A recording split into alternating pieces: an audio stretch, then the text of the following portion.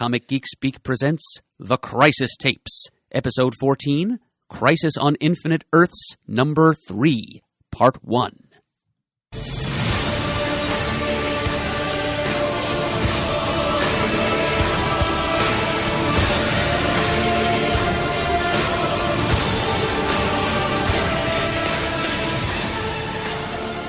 I'm Adam Murdo. I'm Peter Rios. And that music is just as dramatic as ever. Makes me feel like I'm in the movie 300 and I'm getting ready to kill the Crisis book. I'm ready to just die, you know. This gets me. is Crisis! Yes, exactly. Oh, yeah, we're just all Zack Snydered up right now. Ah! One-word review of Batman v Superman. One word?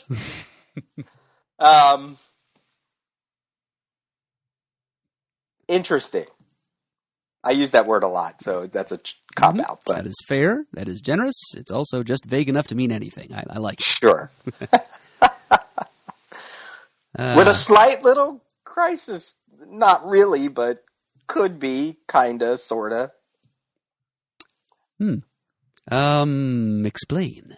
Have you seen it? Oh, yeah, I've seen it. It didn't really make me think of Crisis at any point, except, a character dying and a little Flash. Oh, yeah, the Flash. Yeah. Okay, spoilers, for people who, yeah. Right? Like, even though it's not, it totally is not. If anything, it's probably hearkening more to the video games and things like that. It's still Gods Among Us Injustice thing.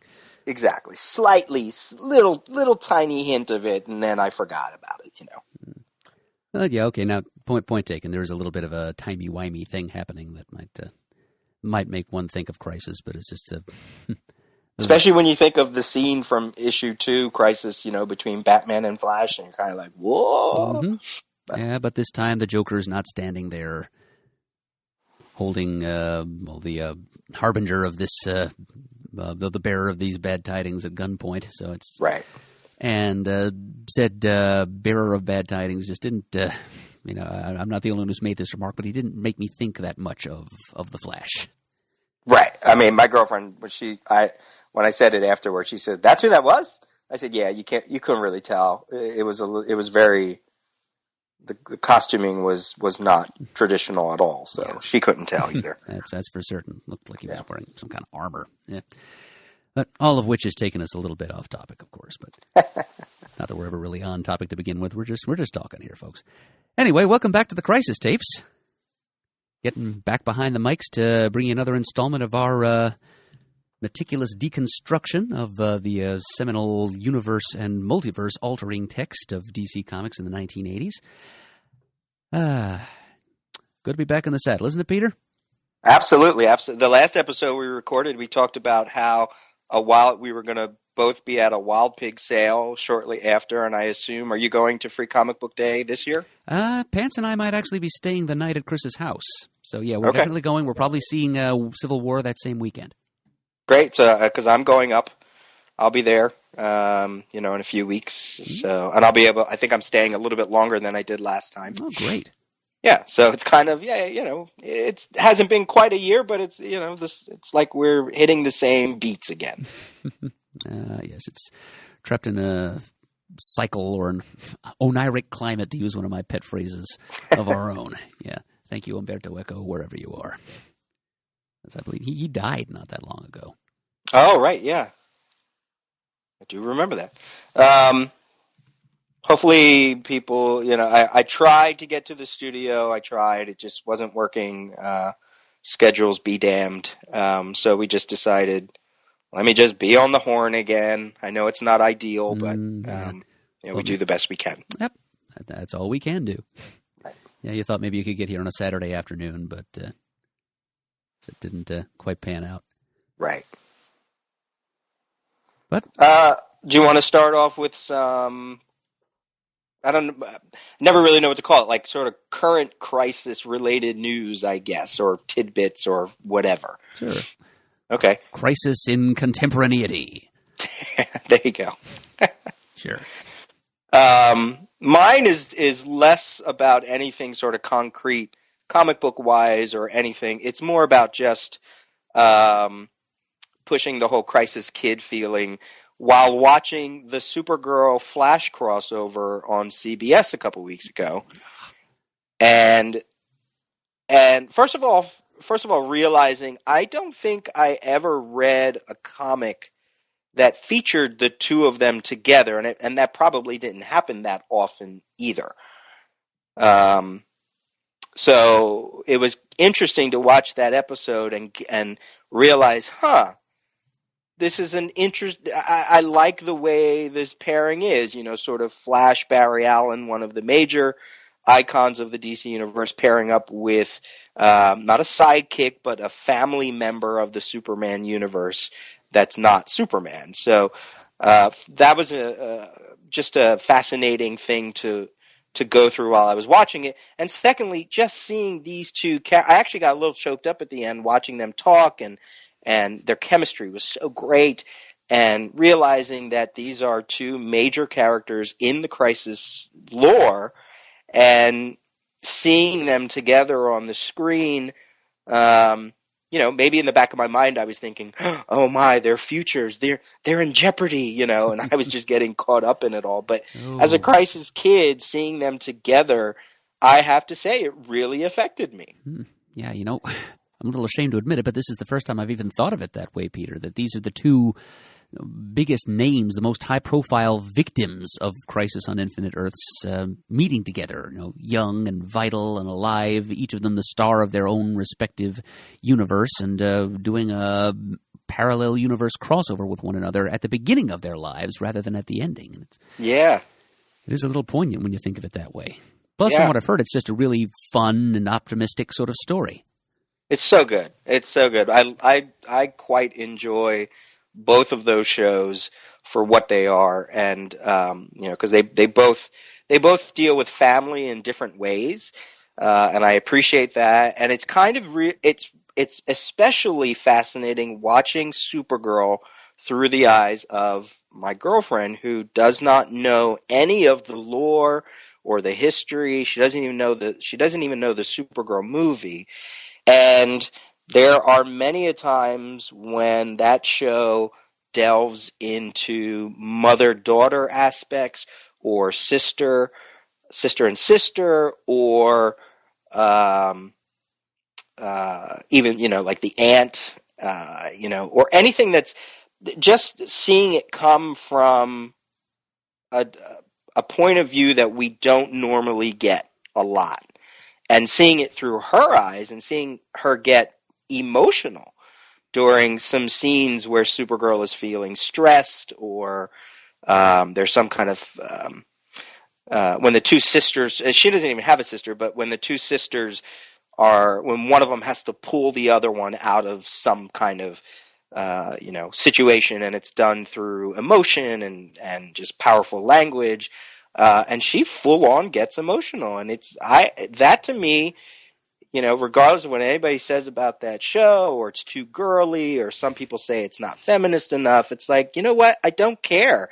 It's affecting someone who does not think of these characters this way, in a way that's truly honest and unique. And for me, that means the show is a success, because it doesn't just appeal to comic book nerds, right? Amen. So, yeah, it's great. I can back that up, Peter, because I know several people, even a few of the ladies, like middle-aged ladies I work with at the Christmas barn, who are enjoying the show as well. So it's definitely got a strong crossover appeal. I mean, it's good for us geeks, but it's also getting through to a lot of people like Aaron and like my coworkers who don't know much about comics, but are still able to enjoy the show and appreciate it on their own level.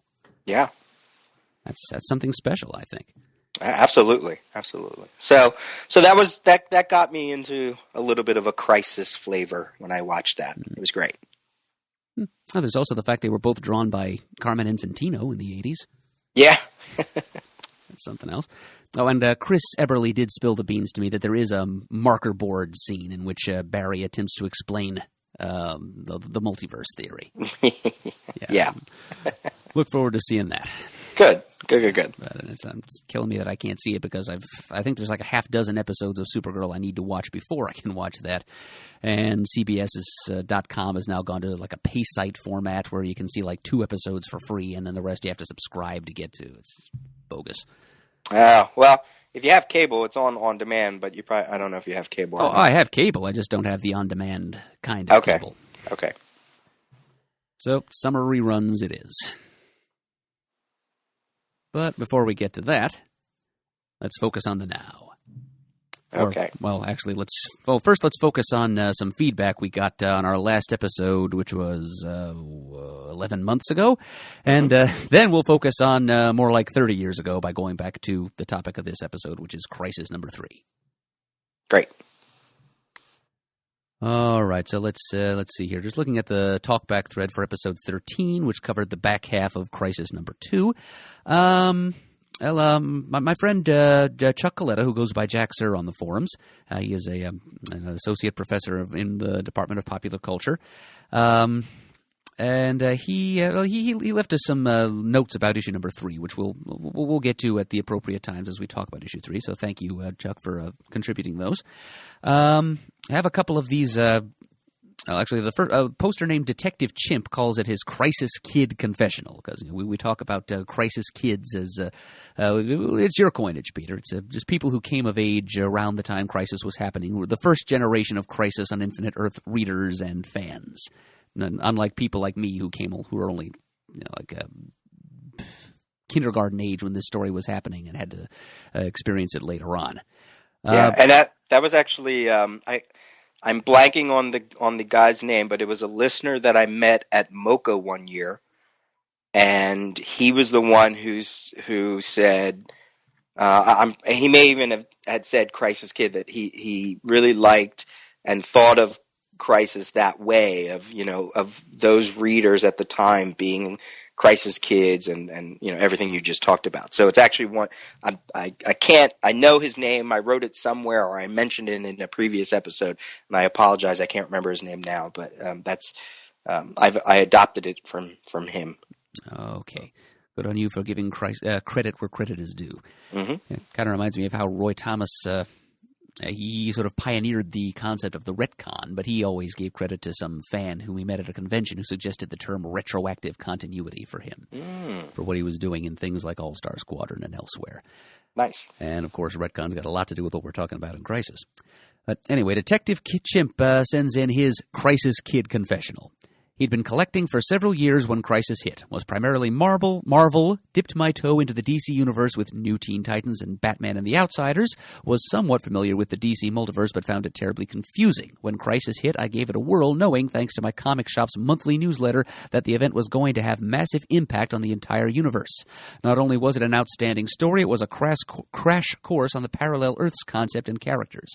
Post-Crisis was then able to dive right into the new DC universe and stayed there for many years.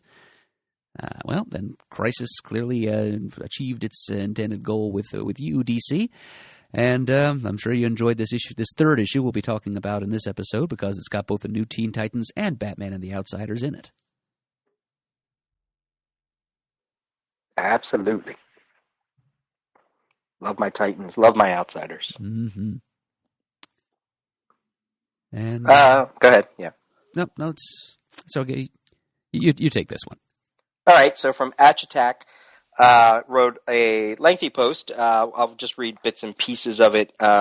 He starts off by saying, "This is my first crack at writing into any podcast," which is awesome. That's just really great. And he says, "If I'm going to do so, it has to be the best one out there," which is high praise indeed. Yes, for sure. Yeah.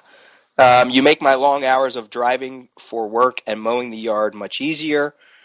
He's from Southern Illinois, and he owes his introduction to comics to his uncle, who worked at the World Color Press in Sparta, Illinois, where all comic books were printed, he supposes, until they moved to Canada in the late 80s. How about that? Being able to have an uncle that just drops off stacks of comics every month, mostly DC, in the mid-70s and later. Yeah, it's good to be connected. But yeah, every time I hear Sparta, Illinois, the first thing I think of is comics coloring. Well, Yep. Even now, 30 years after they left town. Huh. He says, I am what you have dubbed a crisis kid. He had already found for the first time what seemed to be real and relatable three-dimensional comic characters in Wolfman and Perez's New Teen Titans. So when he saw the first ad for Crisis with Wolfman and Perez at the helm, he could barely contain himself. As many comic fans, my reading and collecting habits have waxed and waned throughout the years, but never stopped.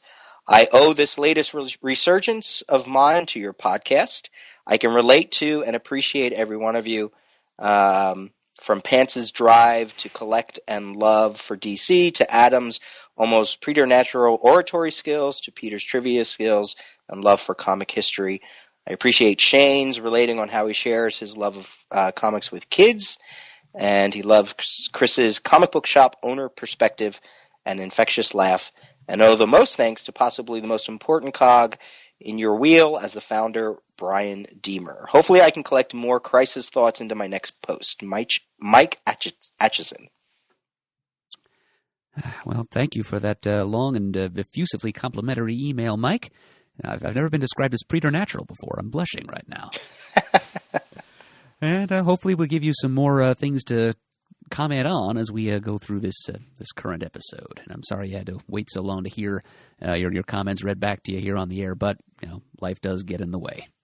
Yeah. Okay. Let's get into it. All right, let's do that. Yeah. All right, so here we are, issue number 3, cover dated June 1985. And if we can trust the DC checklist on the Meanwhile page in this issue, because as usual, I've got the actual issue in front of me and also the hardcover edition that came out in the late 90s.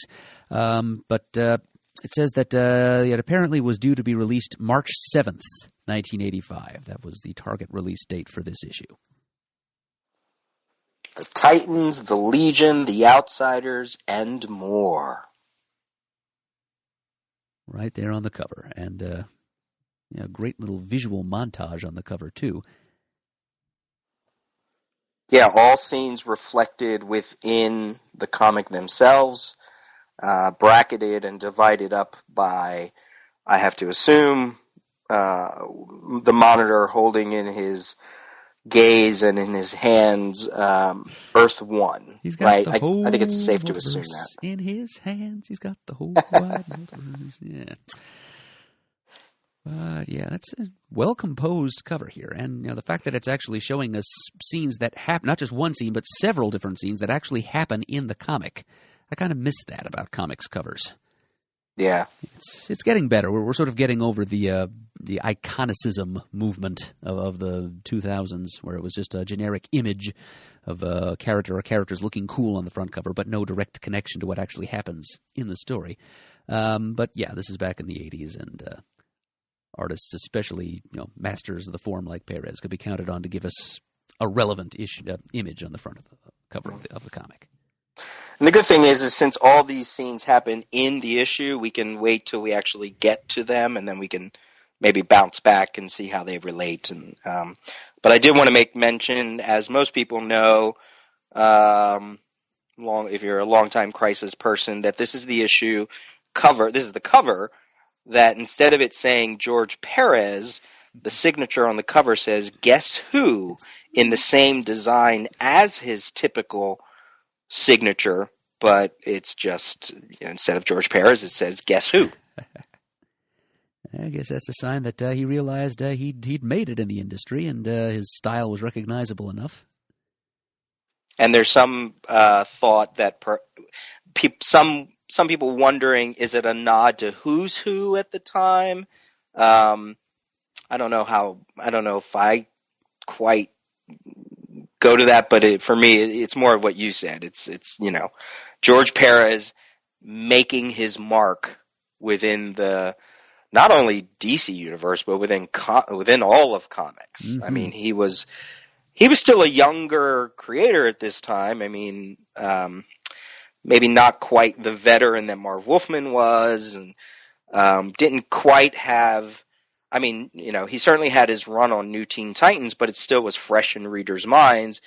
And And this would be the thing that would truly mark him as a god among pencilers. Yeah, he did have his venerators, his acolytes among fandom. Yeah. No question about that. And this maxi series, I'm sure, must have secured quite a few more to his flock. Could have been like Brother Blood. And I do like the one of the themes of these next two issues is the Great 15 going about into different heroic eras of the DC universe, and DC has Marv Wolfman and company have been exploring, Anthro's time, the Great Disaster, Atlantis, and now it feels like in these issues we're going to go to places perhaps a little more familiar, or characters that are really spreading through the different genres. World War II, the Wild West. If we had Sword and Sorcery last issue and sort of, apocalyptic future, now we're going into even other genres of comics, right? Like the entire Wild West cast of characters, the World War II war book characters, and just a nice little trip down DC's many genres that were still being vestigially published. Yeah, by the mid-'80s, they were all but defunct. But yeah, still hanging in there. And for a time, these were things that were really bread and butter for at different times. War comics and Western comics were like the second most popular and profitable genres of storytelling in which DC Comics engaged. So and by the 80s, they were kind of an afterthought. The science fiction adventure probably had taken the number 2 spot away from both of them by then. But still, it's more than fitting that DC chose to, or Wolfman and Perez specifically chose to honor those genres by allowing them to appear here in sort of a cameo capacity in the first act of the Crisis series, because I think we've said before the series is sort of arbitrarily dividable into roughly 4-issue acts or arcs, to use a more current term. And so here we are in the third part of the first arc. The story sort of continues from what had been set up in the first and second issues. As you said, the Great 15, the Summoned, going to all these different points in DC, in the history of Earth 1, physically visiting what are basically subgenres of comic storytelling and attempting to save them from the incursions of the Anti-Monitor. So issue number 3 gives us more of that, with a couple of twists along the way. Yeah, especially you got to imagine there were still probably older readers that were reading this, and if DC was going to give them, they probably knew coming out of it that they weren't going to delve into those genres too much afterwards, so they had to give them those readers, a little bit of a nod and say, "Here you go, this is for you." Yep, be reassured, this stuff counts. It's part of our big plans. It's all part of the same universe, even if that same universe is going to be either destroyed or unrecognizably altered in the next couple of months. So enjoy it while you can, kids. And that's a good thing. That's a good point what you said, about these things counting, because it was a goal, as we talked about before, about trying to really clean up the DC universe for whatever it was going to be after issue 12, and try to really make sense of it and what's going to stick and what's not going to stick. And this is sort of their way of saying, okay, look, these characters are going to stick. This era of the DC universe is going to stick, as we would certainly see in the history of the DC universe 2-part miniseries. So, putting them in here, where there are a lot of characters that don't make it into the Crisis, certainly means something.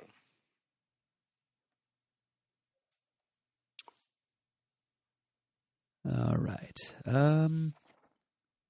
To the first page? Yeah, so Adam will go through, and since he's on the cleaner mic, and go through and give a little, if you haven't heard these episodes before, he'll give a little rundown of what's going on, and then we'll go back page by page and discuss. Yep. I am your synopticon. And, yeah, well, this may be the cleaner mic, Peter, but it's not the more powerful one, so I'm going to have to project a little bit more here. I think the folks listening at home are probably already noticing you're coming through a lot better than I am. Okay. All right, so we're opening with a scene of the Monitor doing science things aboard his orbiting satellite. He's got one of the new characters introduced for the Crisis series, the Alexander Luthor of Earth 3, who we first saw in issue number 1 being rocketed into Earth 1 from Earth 3 by his parents, Alex and Lois Luthor of Earth 3. And in the process of making the jump between those two universes, he has become an impossible hybrid of matter and antimatter. And he is aging rapidly. He was an infant in Crisis number 1, but by the beginning of Crisis number 3, he's, I don't know, physically maybe 11 or 12 years old. The Monitor is examining him. He's got Alex Luthor naked, and he's in a probulator. He's in this glass, little transparent sphere with a couple of mechanical stalks attached to it, and the Monitor is probing him in some way, running tests. And he's remarking to himself, "Astounding! I have never seen the likes of your kind before. In the space of days, you have aged from infancy to adolescence." Although the way Perez is drawing him, it appears to be early adolescence. Yet you, child of Earth 3, son of Alexander and Lois Luthor, you are remarkable for reasons far beyond your rapid aging. And Harbinger is standing off to one side, witnessing this as it happens. And at the bottom, we get the title of the series, not the creator credits or the title of this issue's story yet, but there is an identifier of this as a chapter of Crisis on Infinite Earths built into the bank of circuitry down at the bottom of the page. And turning the page to page 2, the Monitor continues his survey and says, he tells Alex Luthor, "Look at yourself, child. You are an anomaly. Positive and negative matter existing within one form, an impossibility. And yet, what changed you when your father sent you hurtling through the vibrational gap which separates the multiverse? As yet I have no answers, but I feel you are the key to the terror at hand. For you somehow bridge this universe and the universe which threatens to swallow us all. My heart cries for you, child, for an innocent must be corrupted that a universe may live." So there's some pretty clear messianic imagery happening here with Alex Luthor of Earth 3, one of a few Messiah figures identifiable in the Crisis narrative.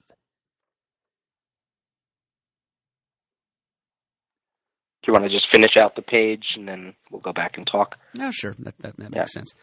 Okay. Let's see. So then Alex Luthor is understandably still a little uncomfortable with all this. I mean, he's only been, sentient for a matter of hours, one assumes. He's developing rapidly, both physically and mentally. One assumes with the help of some of Monitor's machines, helping to feed him enough information directly into his supple little brain that he's up to speed with his mental age is more equal to his physical age. But he's still a little unconfident, insecure about his ability to perform whatever role it will be that he's supposed to play in the upcoming cosmic conflagration. And so he asks the Monitor what will happen if he can't help, and if he's not the key the Monitor believes him to be, and the Monitor just allows silence to be his answer. There is no answer. Indeed, there can be none.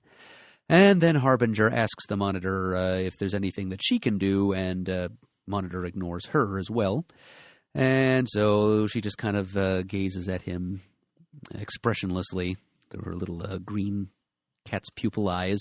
And then she flies off, lovely little 3 sequential mini panels down at the bottom of the page, showing the stages of her teleportation as she just kind of leaves the room and flies off and teleports herself to the stronghold of the Anti-Monitor because, as she says, she now does the bidding of the Monitor's enemy. All the way back in issue 1, her body was she was infiltrated, compromised by one of the Anti-Monitor's shadow demons and placed into his thrall. That way she becomes his unwilling mole in the Monitor's organization.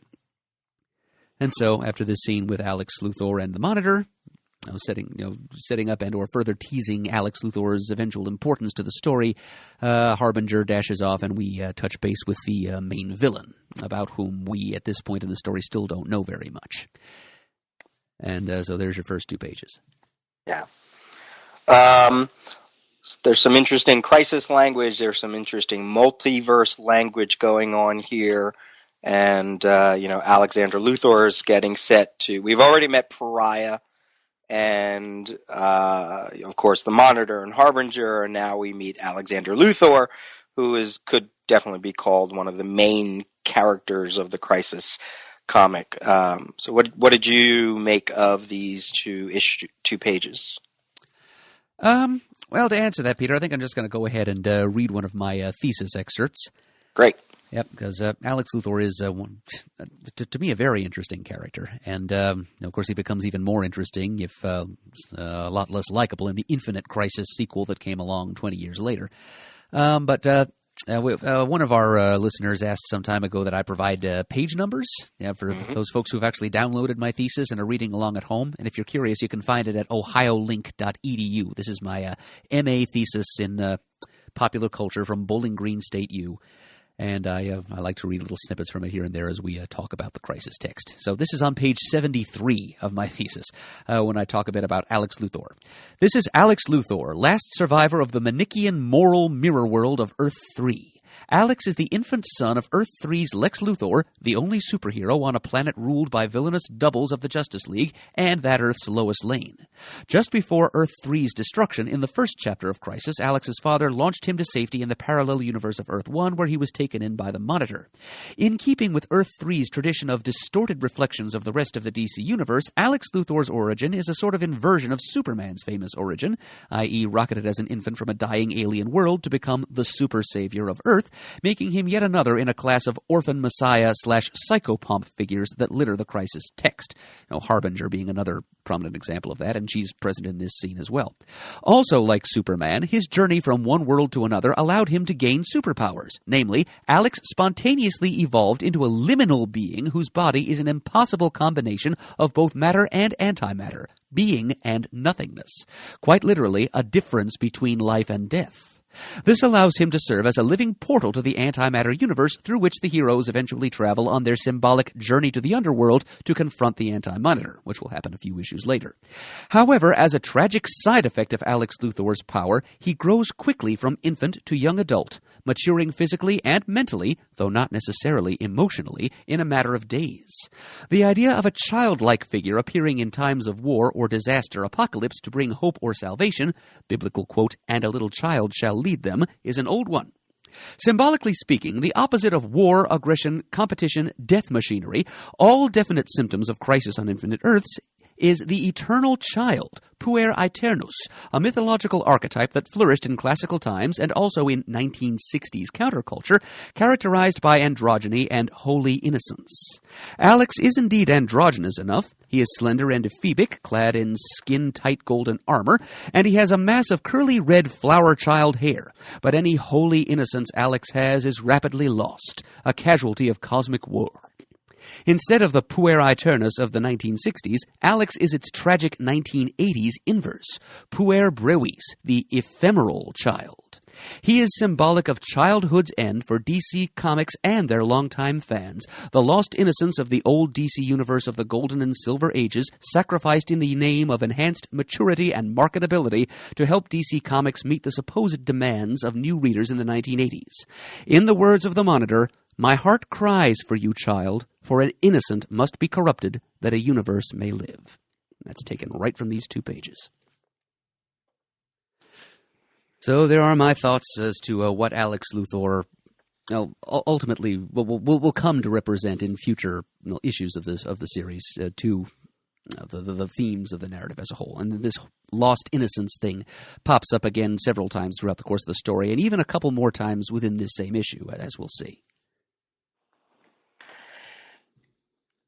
Yeah, so I had a couple things about that. Okay, so I thought it was curious, and maybe I'm just reading a little too much into it, on the second page, that Monitor doesn't use the word antimatter. He says, look at you, you are an anomaly, positive and negative matter. Although he does say later, you somehow bridge this universe and the universe which threatens to swallow us all. And then in the middle there, the idea of being sent through the vibrational gap is what that separates the multiverse, or I guess we can assume the different Earths. It makes me wonder. It makes me think of a couple things. So, positive and negative. When I saw the use of the word negative, DC doesn't usually. That's a Marvel thing, right? The negative zone. Exactly. Yeah. I just had to assume that. Yeah, he means if he's saying positive matter. The DC equivalent is antimatter, or positive and anti, as opposed to positive and negative. So I thought that wording was a curious choice. And this whole idea of the vibrational gap, which is, I guess you can, do we say that that's kind of like a Flash concept, right? Oh, sure. Since so much of his power set beyond just simple speed lies in his ability to vibrate his molecules at different frequencies at high velocities. And yeah, definitely a Flash thing. Right. And it's kind of interesting to think about, what is in between the multiverse? Now, if we want to expand out of, from away from 30 years ago and go into Morrison and well, not even Morrison. You could even go to the Authority, Warren Ellis's Authority, before it got Wildstorm, before Wildstorm got absorbed into the DC universe. This whole concept of the bleed, mm-hmm. The idea that that's the stuff between the different multiverse Earths. That is something that eventually got mixed into the multiverse and DC multiverse language. So much so that it was even, when you think of the bleed and the Speed Force, and the bleed being red and the Speed Force being yellow, and that's why Flash's costume is red and yellow. I mean, there were so many things that Morrison sort of tried to bring together. But at this point, obviously, we don't have all that information. I just thought it was a curious way to talk about, to just touch on what is in between without necessarily explaining it all, and why would going between the worlds connect him to the antimatter universe? Because you can't assume, I don't want to assume, that the stuff between the multiverses is antimatter, because that doesn't feel right, but is that what he's implying, or what do you make of all that?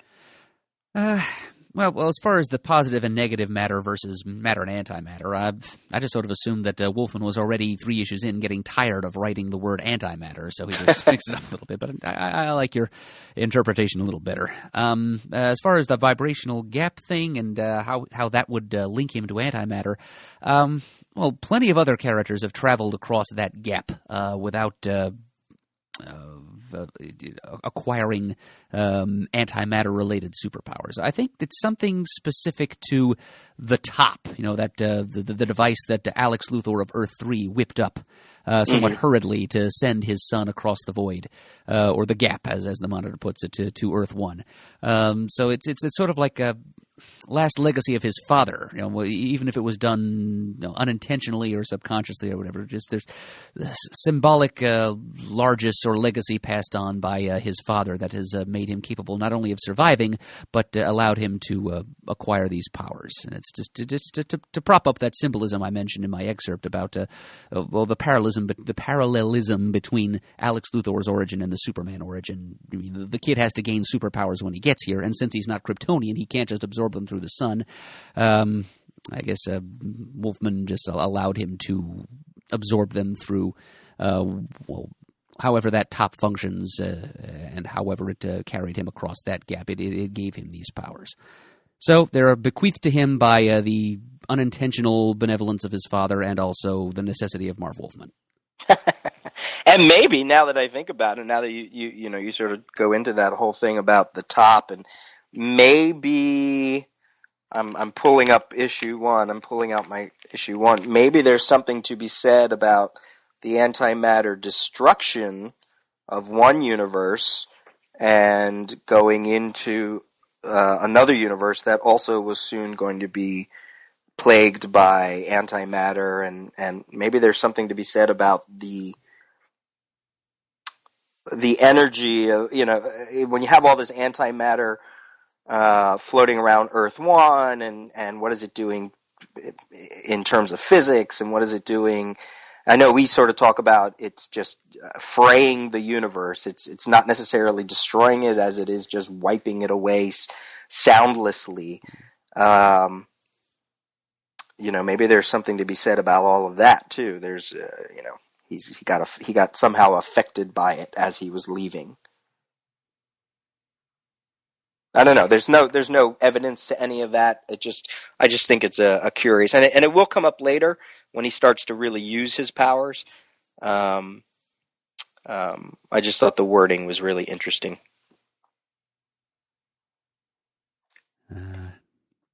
Yes, and the fact that the cost of these powers is basically his youth, a good chunk of his life. Yeah, so he's not getting the opportunity to have his Superboy training period the way Superman did. So.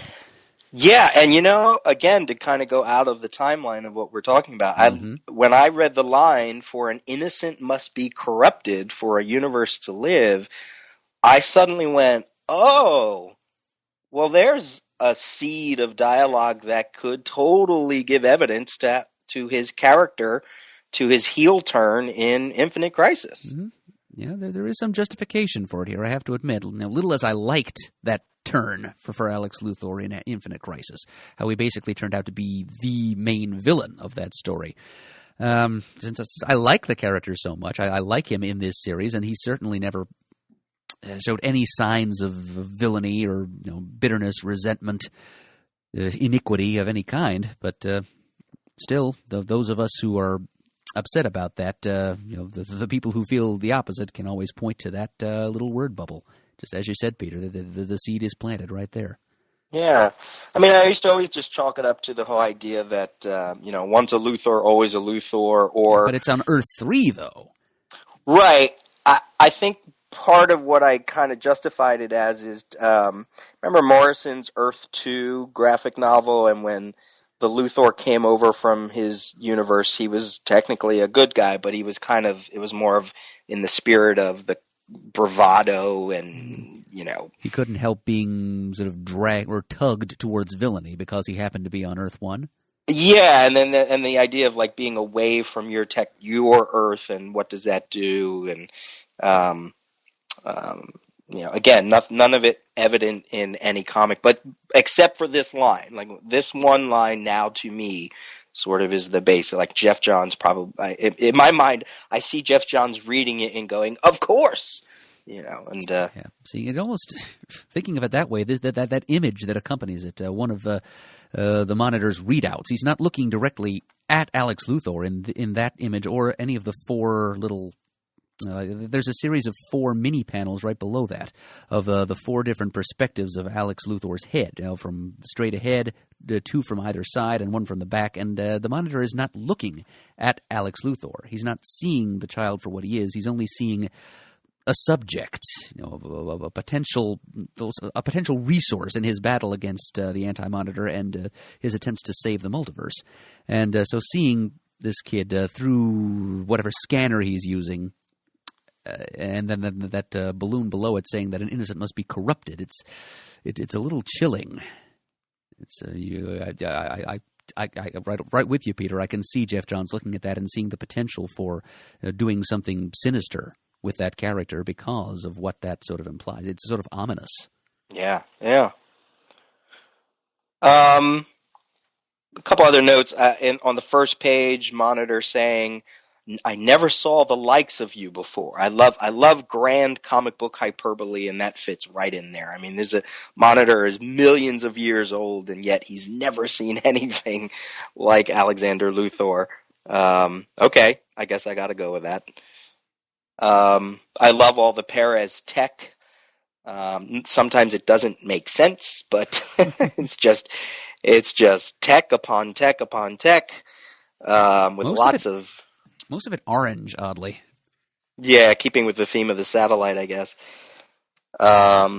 You know, like on page 2 where he's looking into the visor, but he has a part of it is aiming at I assume his mouth so he can talk into it. You know, it also looks weirdly like a chin rest. Or a ball gag. Yeah, I mean, it looks like the thing you go when you go to the eye doctor and they say, put your head here, and you look in, and it's just very weird. Harbinger's physicality in these two scenes, as you mentioned, is great. She's sort of standoffish, just watching, not sure what to make of it. I love all that. I think that's it. That's all. Those are all the notes I had for those 2 pages.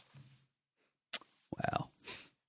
We can spend some time talking about comics, can't we? Yeah, 45 minutes in, and there's the first 2 pages. There you go. Okay, now we have another one of these. This is apparently the way Perez has chosen to visually represent the Anti-Monitor's stronghold at this time. It's these really long, thin, sort of letterboxed, widescreen panels stacked vertically. We saw that in the last issue when the Anti-Monitor first recruited the Psycho Pirate and brought him here to this same place. And now, jumping directly from her teleport at the bottom of page 2, we jump right to the top of page 3. Harbinger is arriving. We see the shadowy outline of the Anti-Monitor standing in front of this long rectangular window, or possibly vid screen, where he's looking out on the cosmos. It's a kind of like a Star Wars George Lucas moment. You can sort of envision the Galactic Emperor looking out of the window of the second Death Star. And she comes to make a report to the Anti-Monitor. And his toady/court jester, the Psycho Pirate, he's already dressed for it, so why not think of him as a court jester? He says that the Anti-Monitor will hear her. There's a little bit of exchange between Psycho Pirate and Harbinger. And Harbinger makes it plain that he doesn't really care for Psycho Pirate one way or another. The Psycho Pirate prattles on for a couple of balloons, and then the Anti-Monitor hushes him. Your meaningless prattle annoys me. And then the Anti-Monitor basically tells Harbinger that her visit was for no reason, because he already knows exactly what she's here to report. Quote, "Indeed, I know all as soon as the Monitor himself thinks it." And then, after that, there's some white lettering on a solid black background, and this is one of the major. I like to point out the differences between the hardcover version, sort of the remastered edition, if you will, and the original comic. This is the biggest difference in this issue that I found. Anyway, they basically had to re-letter the lettering in those 2 panels from scratch, because I guess it was just too hard to transfer since it was the white against the heavy black. So in the original comic, it says, "Destroy the Luthor child," on the first line. Then below it, "The dead can present," and then another line break, "no threats." In the trade, it says, "Destroy the Luthor," line break, "child, the dead can," line break, "present no threat." So there's a little number disagreement there between the issue and the trade. And below that, in the original comic, it said, "No go and do as I command," which is clearly a typo. So they changed that to "now go." They cut out the word and say, "do as I command." It's interesting creative choice there to cut out the and. And then there's a quick flash of energy as Harbinger just jumps away. And the Psycho Pirate then makes an offer to the Anti-Monitor to manipulate her emotions and make her a more reliable servant by instilling blind loyalty or love in her. But the Anti-Monitor tells him, "Keep your emotion-controlling powers to yourself. Harbinger will do as she's told. Before long, she will slay the Monitor, and that alone is enough reason for me to keep her alive." So there's your interlude of villainy. You can sort of picture those those male choral voices that you hear in the background whenever the Emperor Palpatine is on screen in Empire Strikes Back or Jedi. So I love that even the Anti-Monitor has a monitor. Not to the same Gotcha. number that the Monitor does, but he does have one. Yeah, because as the only universe he cares about is his, and as far as he's concerned, there will be no other universes to watch by the time he's done with it. So it's just his singularity of vision and focus. It's a very good point, Peter. Yeah. Now, we don't readers don't know yet that his name is the Anti-Monitor just yet. And it's amazing to think that we won't even see him for another 2 more issues, right? They really kept that mystery going. But again, I guess my role is to step out of the timeline a little bit. We know that he is the Anti-Monitor. We've been saying it for a while. So what does an Anti-Monitor do?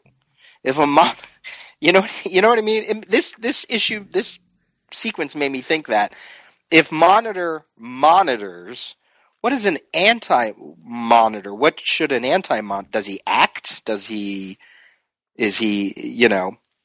I thought it was just.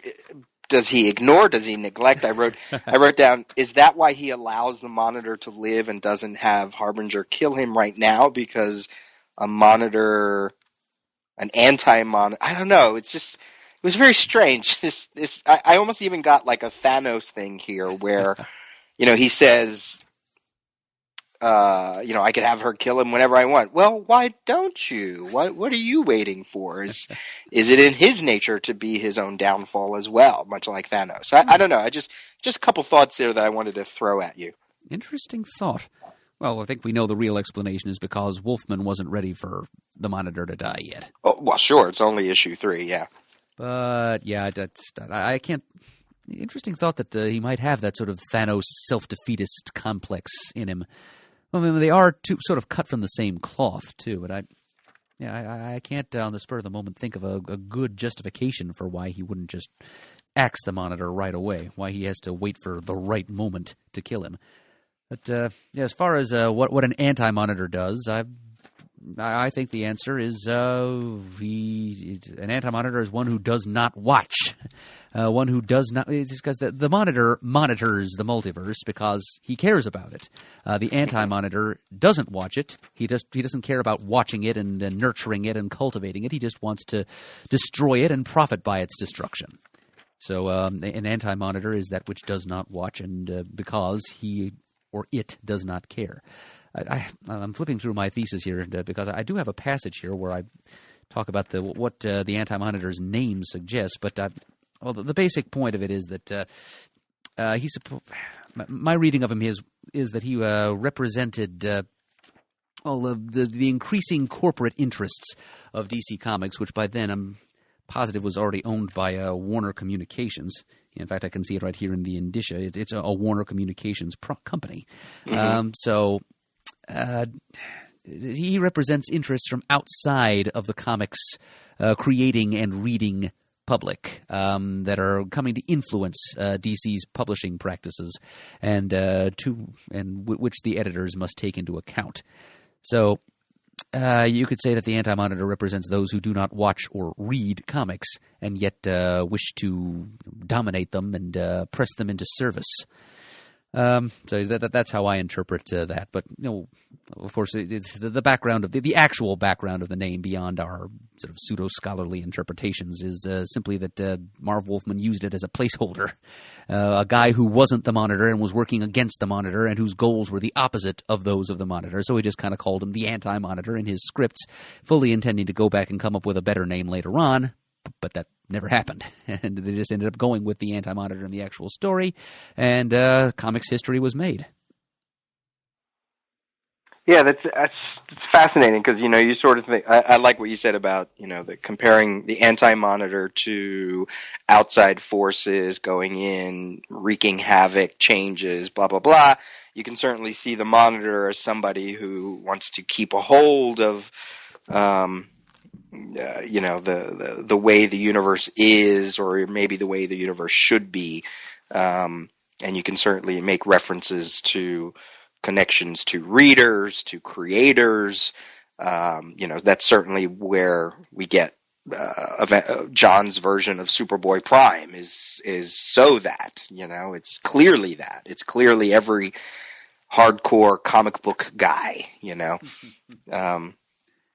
This actually kind of touches on my fun fact for this episode, and I can't remember.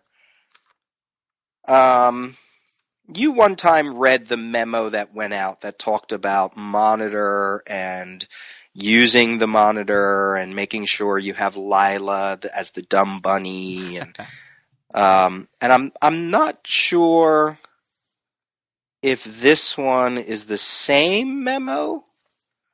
It looks like, because it kind of goes into other things. It's the one that starts off, plans are proceeding on the DC Crisis Project, and we are now confident enough in our plans to share them with you. Does that sound familiar? Actually, it kind of does. Okay. Well, let me just, this is a different part of it, so I'm not sure if we've talked about it. It says here, and this is from Len, Marv, and Bob. It's dated April of 1984. The DC multiverse has the various Earths and dimensions, including the antimatter dimension, where the weaponers of Quard hail from. Just as our multiverse has a positive monitor, so there exists an anti-monitor. It is the anti-monitor who has taken the naturally expanding multiverse and accelerating the process, taxing the finite life force in the positive multiverse. The monitor is aware of this and needs champions to go throughout time and space to specific crux points and prepare to bring the positive multiverse into alignment, once more creating a universe.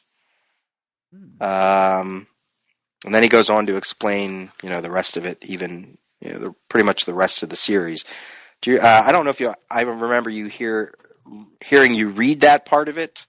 I don't think I did read that part of it, Peter, because those sentences don't sound familiar, because it sounds from that description like maybe they hadn't quite arrived at the image of the white wall yet. They're making it sound like he was, instead of just wiping out the multiverse, he was going to bring about the equivalent of accelerated cellular degeneration, to sort of superannuate the multiverse, or even instill a kind of multiversal cancer in it, so that it two messes and just generates more and more and more and more universes until it chokes on its own diversity and dies out. But I think the antimatter wall is a sort of a cleaner and more elegant method of multiversal megadeath than what I was just describing there. But still, it makes for an interesting idea. Yeah, I mean, that idea of, he's taking the naturally expanding multiverse and accelerating the process, which to my mind means creating more, right? Creating more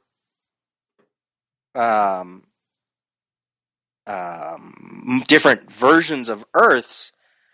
I mean, I assume you could take it like that, which means, in that instance, it's almost like he's creating even more Earths that we will never see, we've never seen, instead of eliminating, creating them. I mean, I don't know if you could, sort of take it like that.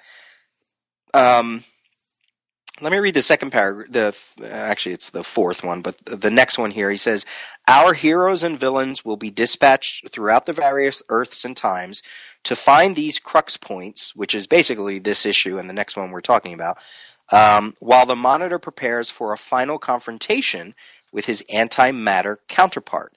This will occur about halfway through the maxi series, and the Monitor will lose and die. Our characters will Our characters will then have to stop the anti-monitor and bring the multiverse together before their very existences are rendered null. Some will live, some die. There's that catchphrase. Others will change costumes or powers, while others will be introduced into the DC universe. We end with one universe, one Earth, and one common groundwork to launch our second 50 years. So there was supposed to be a direct conflict between Monitor and Anti-Monitor. That's what makes it sound like, right? Yeah. Yeah. So, but instead he decided, well, maybe at this point he was still thinking of Lila as just the bubble-headed secretary, as opposed to the powerful and capable character she became. Oh, I'm sorry. Let me read that paragraph too. And now this is from April '84. So we're talking, a good chunk before the first issue ever hit the stands. We're talking, 9 months, 10 months, 9 months, or 8 months. Here's the bottom of it too.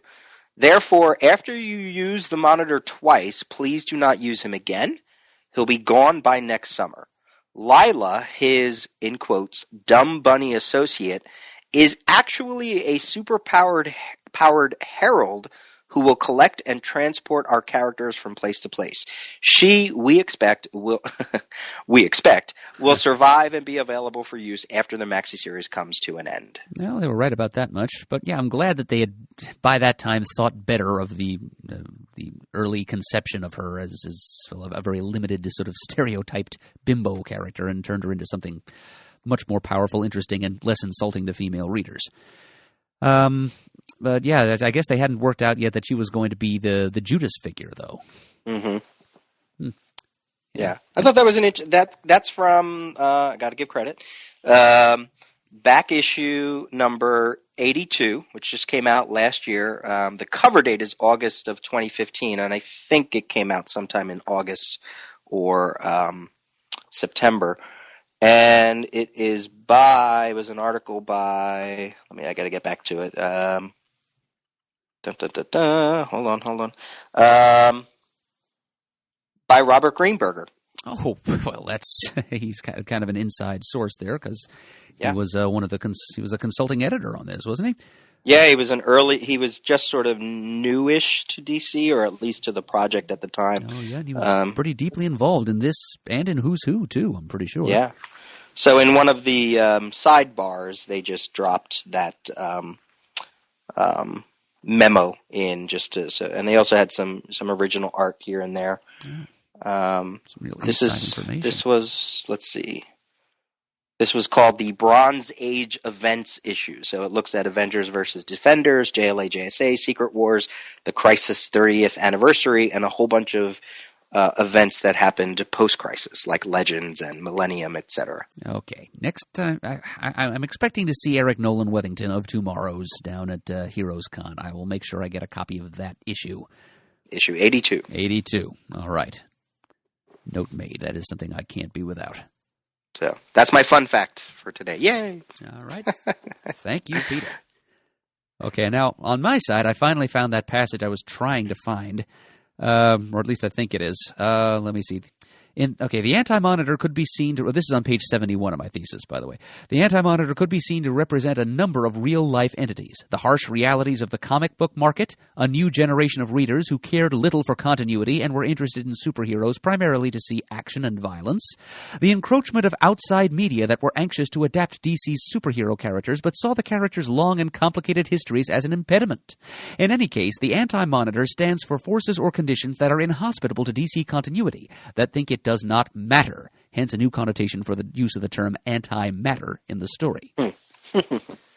So there we go. That's an excerpt from a fairly long passage I have in there that describes the origin story of the Monitor brothers, so we do at least at some point, about halfway through the story, get some image of the Monitor and Anti-Monitor going at it, mano a mano.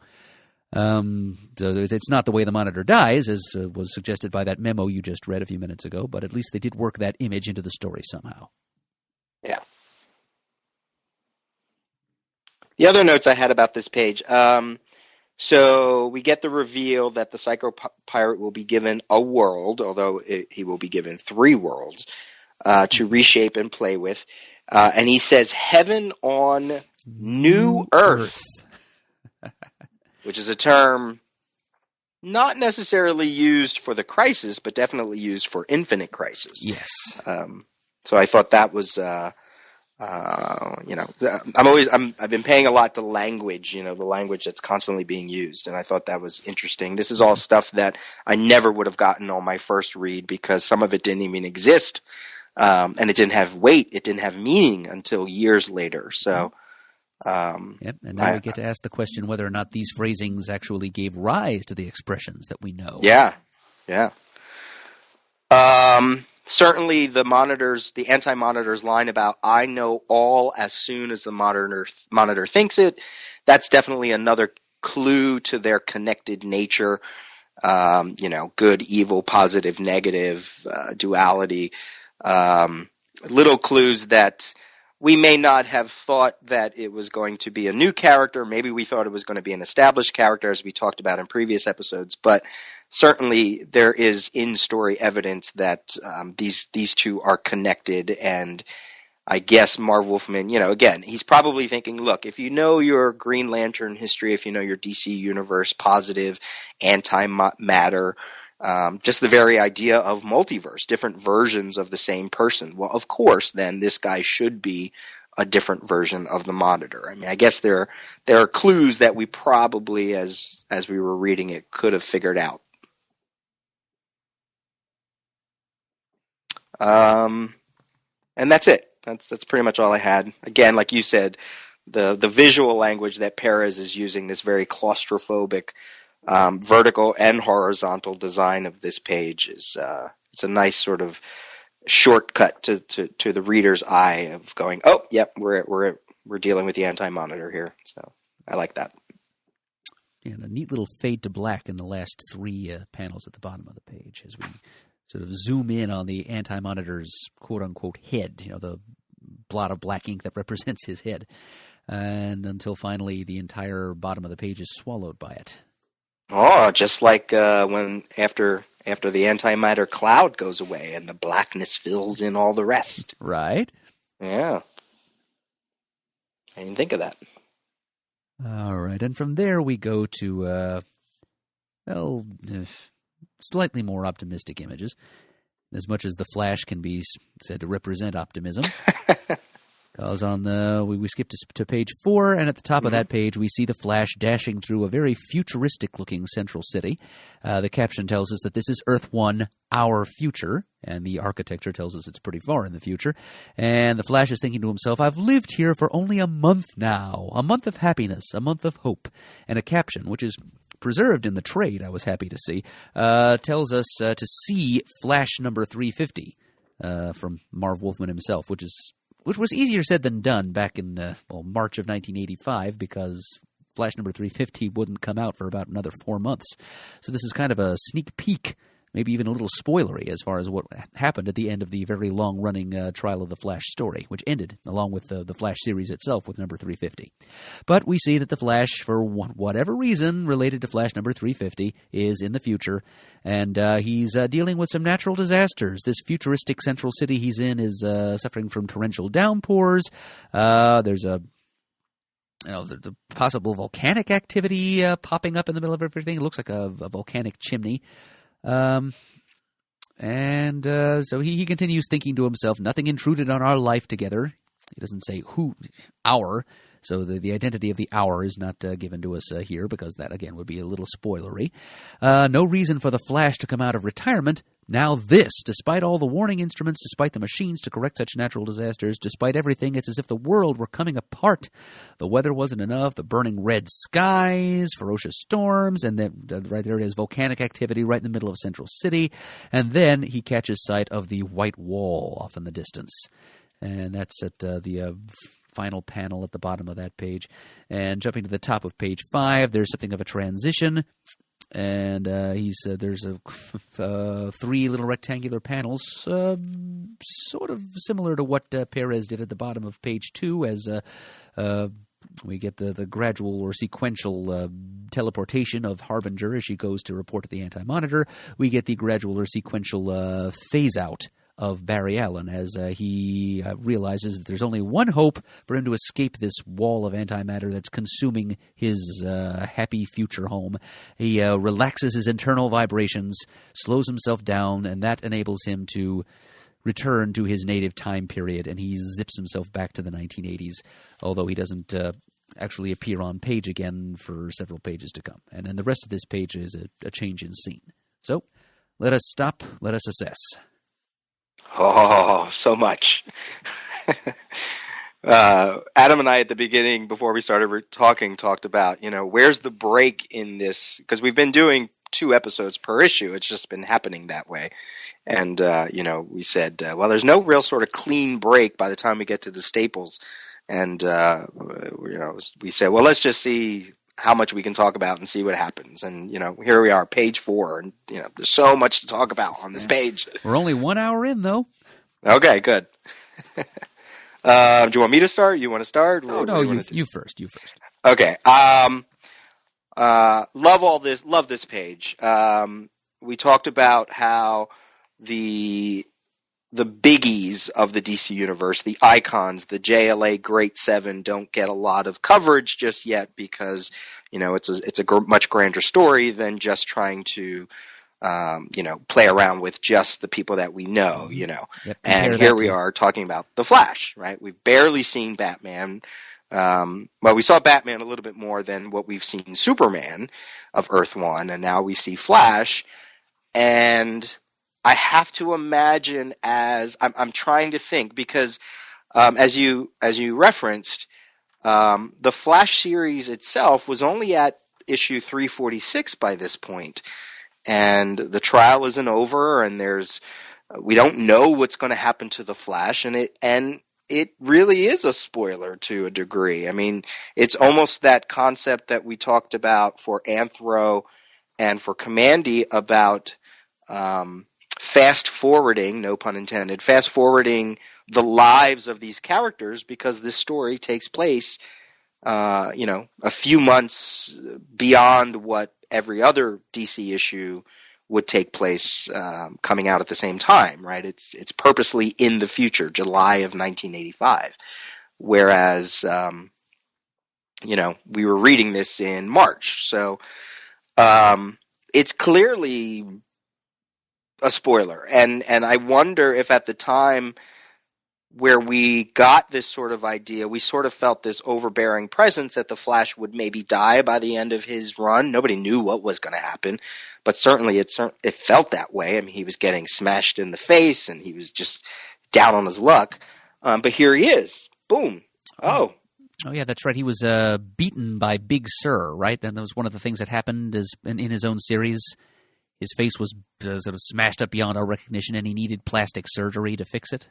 Right, and not only did he need plastic surgery to fix it, but because he was keenly aware that during his trial he might have his secret identity outed, he changed his face. He didn't have blonde hair; he had black hair, and he changed the structure of his face so he didn't look like Barry Allen. Now, eventually that got all fixed, but yeah, I guess during the month he spent in the future, he probably had some future plastic surgeon take care of that for him. Exactly.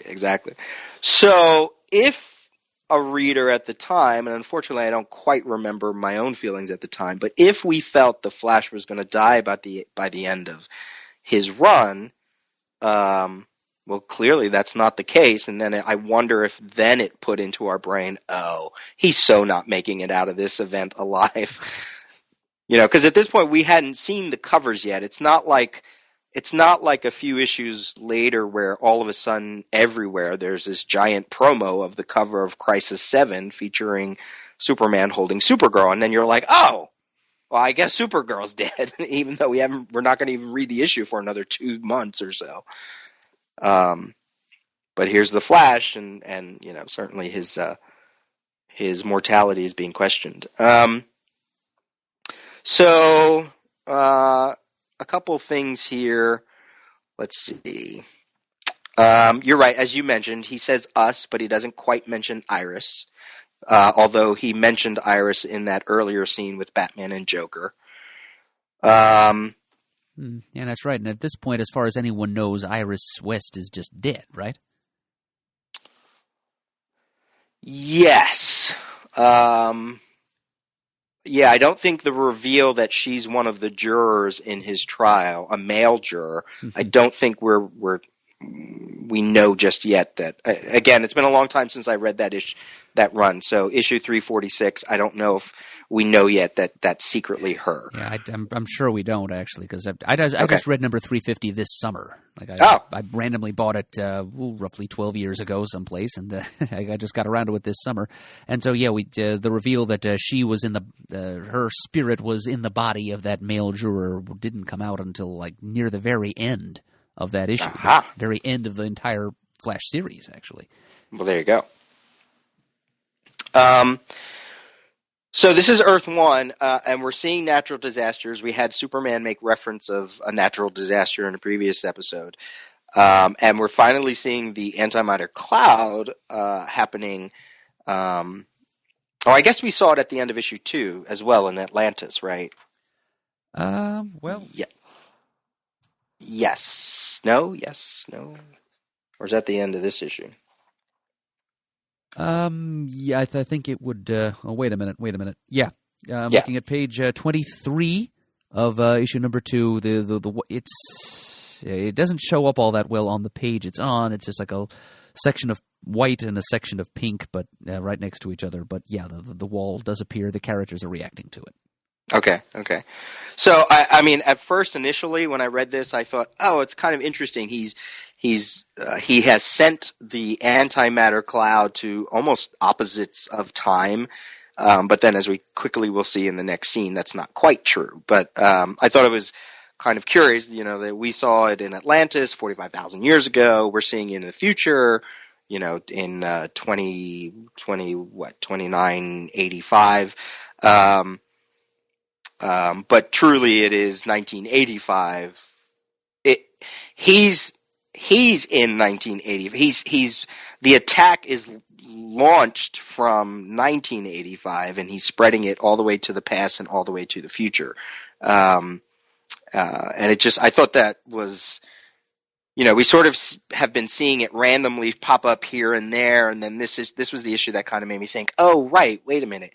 You could say, I mean, I guess, I don't know, maybe the antimatter universe doesn't have time the same way we have it as a concept, but it's 1985, and he has now, this is the first sort of instance that we've seen that the antimatter cloud is not just in one focal point, it's actually spread across. So not only is it eating the universe, it's eating time as well. It's eating time and space. That makes sense? Sure. Yeah. So I thought that's kind of, and really that was an effect of the next chapter as well, where I sort of thought that and went, oh yeah, that's sucky. It's not just, it's got to eat everything. I mean, it almost makes me think places, of what's that? There's really nowhere or no when to run to get away with it. It's everywhere and every time at once. Makes it even scarier. Yeah, which, Flash is probably thinking, oh, I'll just go to the past and say, hey, there's something going on in my future. Meanwhile, oh, nope, it's going everywhere. Sorry, bro. Couple other little things. I wrote here when I read it, I said, what the heck is the origin of the Great Scott phrase? Never really understood that. Do we know what that is? No. No. I'm not even going to pretend that I do. Good. Maybe a listener knows. Who is Scott? Great Scott. Where does that come from? I'm sure I could look it up, but I didn't. And he uses the word hope, and, step out of the timeline. Barry Allen in Blackest Night became the avatar of hope, became the guardian of hope when he was turned into a blue lantern. So I thought that was really interesting language there. That's something that I do. I think I mentioned it before. The emotional spectrum, I now look everywhere for it. Oh, wow. Yep. Even if I'm reading a comic that predates anything, I'm always looking for it. And I'm not only looking for it in terms of language, there are later issues of the Crisis that I even see it in the background coloring. And I'll make reference of it even in this issue a little bit as we go on.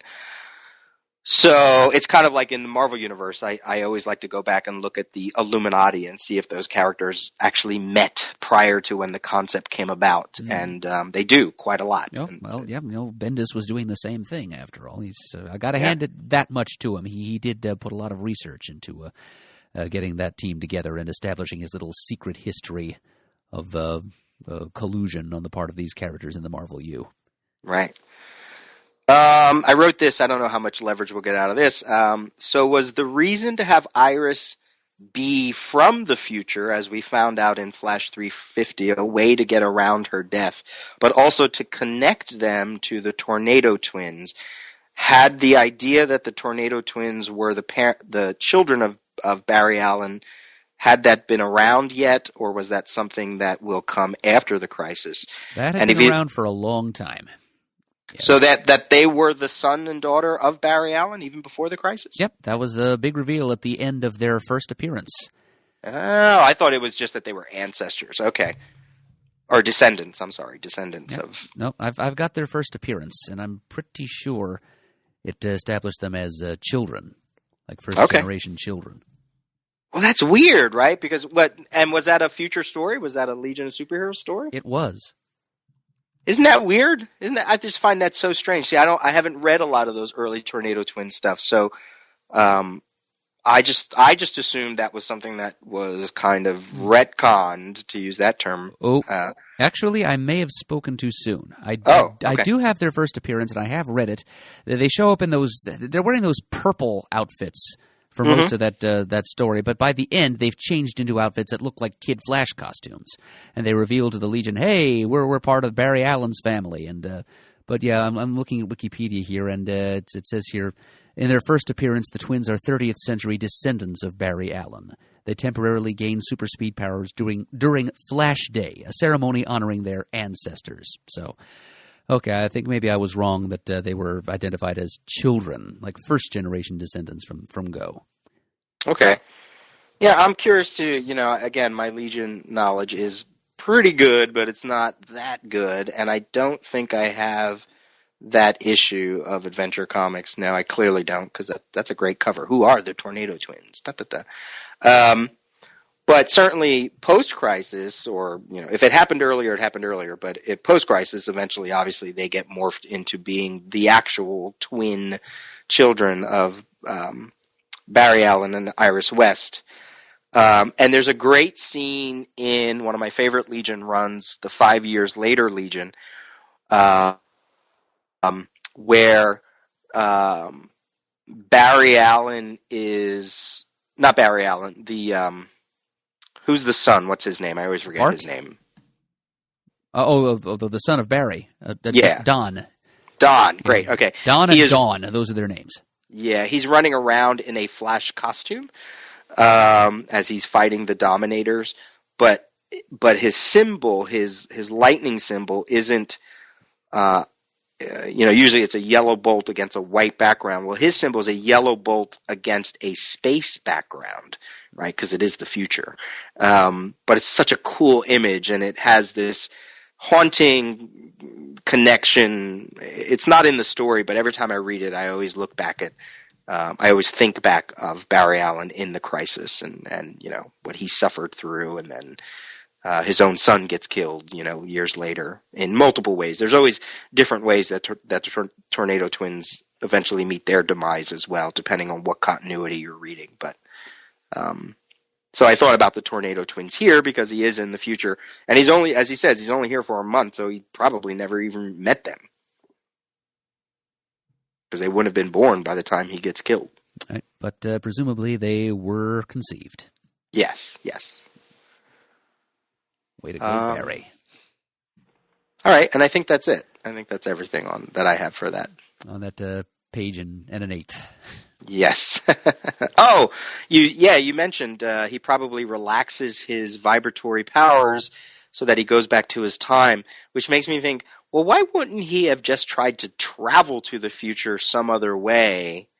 I mean, if Iris got to 1985, she has to get back, right? So it does make me think, why didn't he, instead of using his powers, why didn't he try to find, I don't know, Rip Hunter's time device and go there so he wouldn't have to be in a constant state of vibration? Well, so, yeah, I'm trying to remember how he got to the future in the first place. One assumes he probably used the cosmic treadmill, or maybe Iris sent a time capsule for him or something. That part I didn't pay attention to. But yeah, I do know that whenever he travels elsewhere, when he needs to travel to a different time period or a parallel Earth, he needs to use the cosmic treadmill to get himself there, but he can usually just get back without any outside help just by relaxing his vibrations and snapping back. Although the first time he did it, he was doing rope tricks, right? When he goes flashing two worlds, he didn't have the treadmill at all. But, of course, he just hit on Earth 2 by accident that time. True. Very true. So I guess just for navigational purposes, I guess that's what the treadmill affords him. Yeah. And it's just great to see him. It's it's kind of fun to see him in this in hindsight, because we know how important he is to the story, and here he is. So. Yep, and he's not just some creepy eidolon of himself, and he's not the captive of the Anti-Monitor yet. Yeah. Just this is the only time we get to see Barry up until the point of his death, where he's free and he's master of his own fate, and he's just zipping around being himself. We were seeing him in real narrative time. Right. All right. And then, a couple of pages before we get to see him again, page 5, this is where the story, this is where we I guess we can treat everything that's come before as a cold open. And here's where we get the credits. Marv Wolfman, George Perez, inked by Dick Giordano and Mike DiCarlo. So the workload was already starting to get to Giordano, clearly, at this point. And because eventually he just bows out of inking the rest of the series. John Costanza letter, Anthony Tollin, colorist. He's the one who made all that orange tech on board the Monitor satellite. And down in the bottom left-hand corner, the title of this story, Oblivion Upon Us. And we get a couple of panels here of... first, the antimatter wall approaching Earth 1. We know it's Earth 1 because the caption says so. And again, that the mysterious future time of July 1985, which, as you've mentioned, Peter, is kind of a flash forward for readers of this story, which did hit stands in March of that year, so they're seeing the future. The antimatter wall is coming to New York, and there are a few... heroes on hand to witness this. It's coming towards, I guess that's the Empire State Building. There are a few pigeons who are enveloped by the antimatter, and one of them is a green pigeon. So it's probably a Beast Boy there, or Changeling as he would have been at this time. And some of his Titans teammates are also on hand, as the new Teen Titans and Batman and the Outsiders have a little team-up. It's like a bonus issue of The Brave and the Bold, which had already ceased publication by this time, of course. But one more Batman and Batman and the Outsiders were actually introduced as a team in the final issue of that series. And here they are teaming up with Marv Wolfman and George Perez's own new Teen Titans as destruction begins to come to New York. Their powers are almost without limit, as the caption says. Unfortunately, they won't be enough. And we see members of the group. Nightwing is on hand. He's on a motorcycle. He's already barking orders. He's the tactician in the group. Since Batman is not present on page just yet, although he will be in a couple of pages. He orders Cole, who is a very new character at this time. We'll get back to that. I'm sure you've got several notes about her, Peter. And Metamorpho is on hand. Katana's down there. We've got Jericho. Donna Troy is up there in the air. Halo is there. Starfire is there. And the crowd is running in terror. Katana is already questioning the use of just one woman with a sword in a crisis like this. And there'll be several other sort of self-defeatist crises of significance among various characters in Crisis, as they take a moment to question whatever type of character they happen to be can actually contribute to a story like this. But it's Katana's turn here. Then Metamorpho uses his shape-shifting powers to brace a crumbling skyscraper. Really cool visual there. Cole helps to evacuate people from that same building using her crystal spinning powers, which she needs to explain out loud as she does it. And it's kind of a Bronze Age convention to put that into the dialogue, but... it's since Cole, as I just said, is a very new character, was especially necessary in her case because readers did not know this character or what she could do just yet. Starfire is firing star bolts at the antimatter wall, having no effect, and she's wondering whether her alien planet of Tamaran, her homeworld, has been destroyed by this wall yet, since it does seem to be everywhere in all times and places at once. Changeling becomes an elephant to help evacuate some people. Black Lightning of the Outsiders saves an elderly couple from falling debris. Then turning the page to page 7, it's more of the same. The Titans and Outsiders working in tandem to rescue people. It's just a good human interest type stuff. It's a good thing to put into a story like this, just to keep it grounded. And Donna Troy is letting people use her lasso to rappel to safety.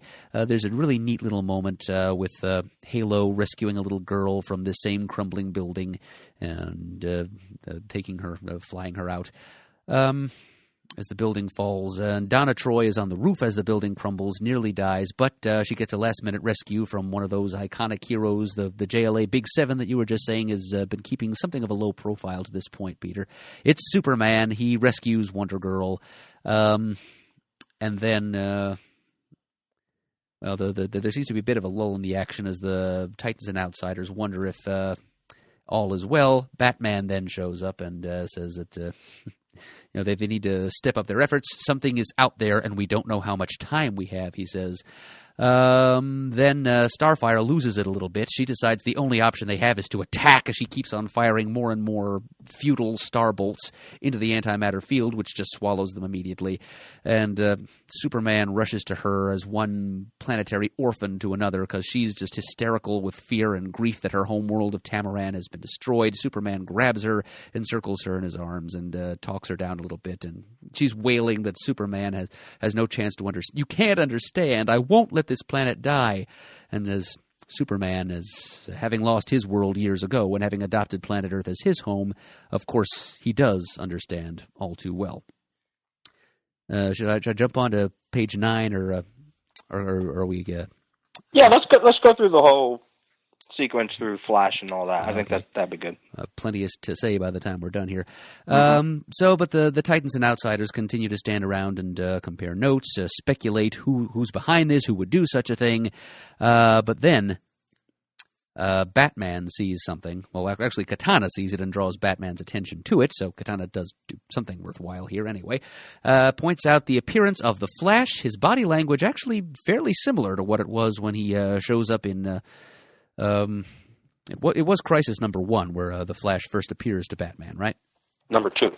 Oh, really? Yeah. It was after the Anthro and the Legion sequence, and then we go to the Miles Standish or whatever that is. Okay, yep, you're right. I have my trade right next to me. I see it now. Okay, so yes, the Flash shows up. Looking much healthier than he did then, and there's also the fact that this is not just some after image of himself as he's dying. It's him, the Flash in the flesh, and Batman recognizes this immediately. The Flash sees him, addresses him, says, "Thank heaven, I relaxed my internal vibrations. It brought me back to this time." And he begins to tell Batman that something's happening in the future. The same thing that's happening in the present. Come to think of it, everything's unraveling, fraying at the seams, the Flash says. So again, there's that image of the fabric of time and space coming unwound, just the fraying as a description for what the antimatter is doing to the multiverse. Batman tries to get the Flash to compare notes with him so that Batman can compare a strategy, but no sooner does Flash appear when suddenly some eldritch energy, some malefic influence works on him to take him away. He just got here, and already something is working to take him away again. An aura of energy appears around him. Batman tries to tackle him to keep him here. Jericho takes action and tackles Batman before Batman can tackle the Flash. And then the Flash, another one of these gradual transportation, small panel sequences that Perez is really grooving on in this issue. At the bottom of this page, we see the Flash sort of widening. It's almost like his body is evaporating. It's dematerializing in a rather graphic and painful-looking way. As his molecules are seen to be spread out to either side, he widens until he completely dissipates, and there's nothing left but a crackle of pink energy, a bolt of yellow lightning, and a black background. So there's some of that color symbolism you were talking about earlier, Peter. And then at the bottom of the page, another set of 3 little horizontally oriented rectangular panels of different characters reacting to the Flash's ominous disappearance. And that is our first big extended scene in this issue. Yeah, the way he's stretched apart there, it's almost it's almost like what you used to do when you took silly putty and you pressed it on some newspaper so that it picked up the images and then stretch it. It kind of reminded me of that. Yeah, that's unfortunately I never played with silly putty as a kid, Peter. So okay. You're the only one in the room that can relate to that, but I'm sure some people listening at home know. Plus, Chris Griffin did that on an episode of Family Guy, so I am aware of the practice. I just never did it myself. Yeah, it was like anytime you had anything that either stretched or like a chloroform, or not chloroform, what were those things called? The Oh, things shoot. you used to stick them in the oven and they would shrink. Shrinky dink is the only word I know for that. Oh, okay, yeah. But I think color forms? Color forms, yeah, There maybe we I'm go. thinking of color forms. But those were just like rubbery stickers or something. Yeah, So. I think I did have some of those, actually. Yeah, all kind of sick imagery for poor Flash.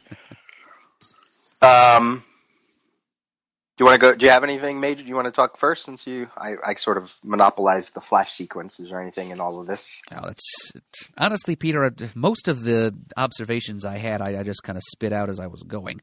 Okay. Well, let's go back to page 5 to start with. Mm-hmm. Okay, I covered that there's a green pigeon, so we're pretty sure that's Changeling because he's on the scene. Mm-hmm. And bottom of that page, one of the people who's fleeing in terror from the antimatter wall, he's got a white T-shirt on that says "Belly dancers do it better." Mm-hmm. It's a little nod from Perez to his wife, Carol Flynn, who was a professional belly dancer and who worked under the name of Phoenicia.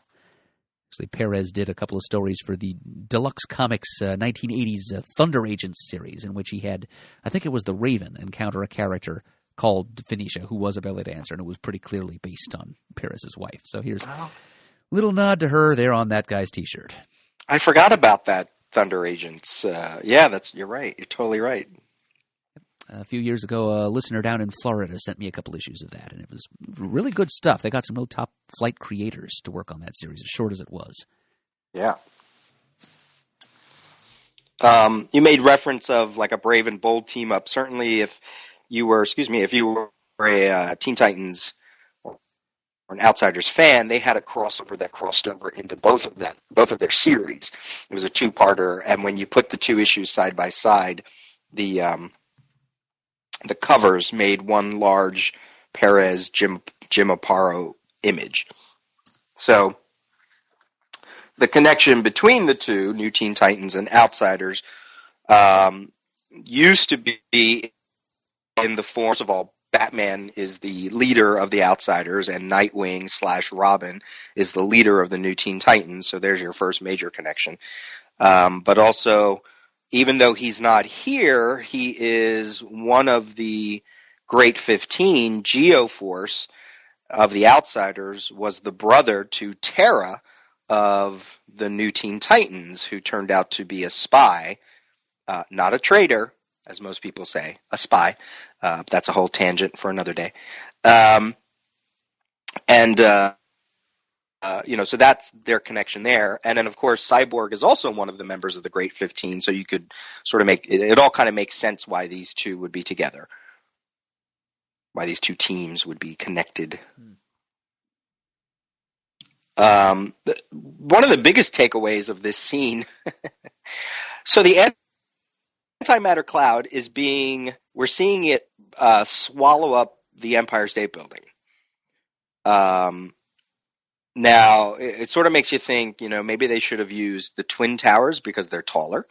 Because if it's crumbling, if it's eating the Empire State Building and getting lower and lower and lower, we have 2 issues yet before any of this gets resolved.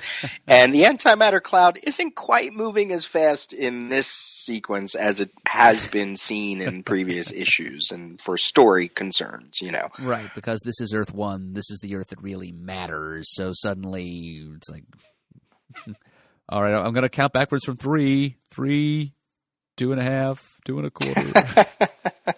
I'm going to kill Earth 1, really?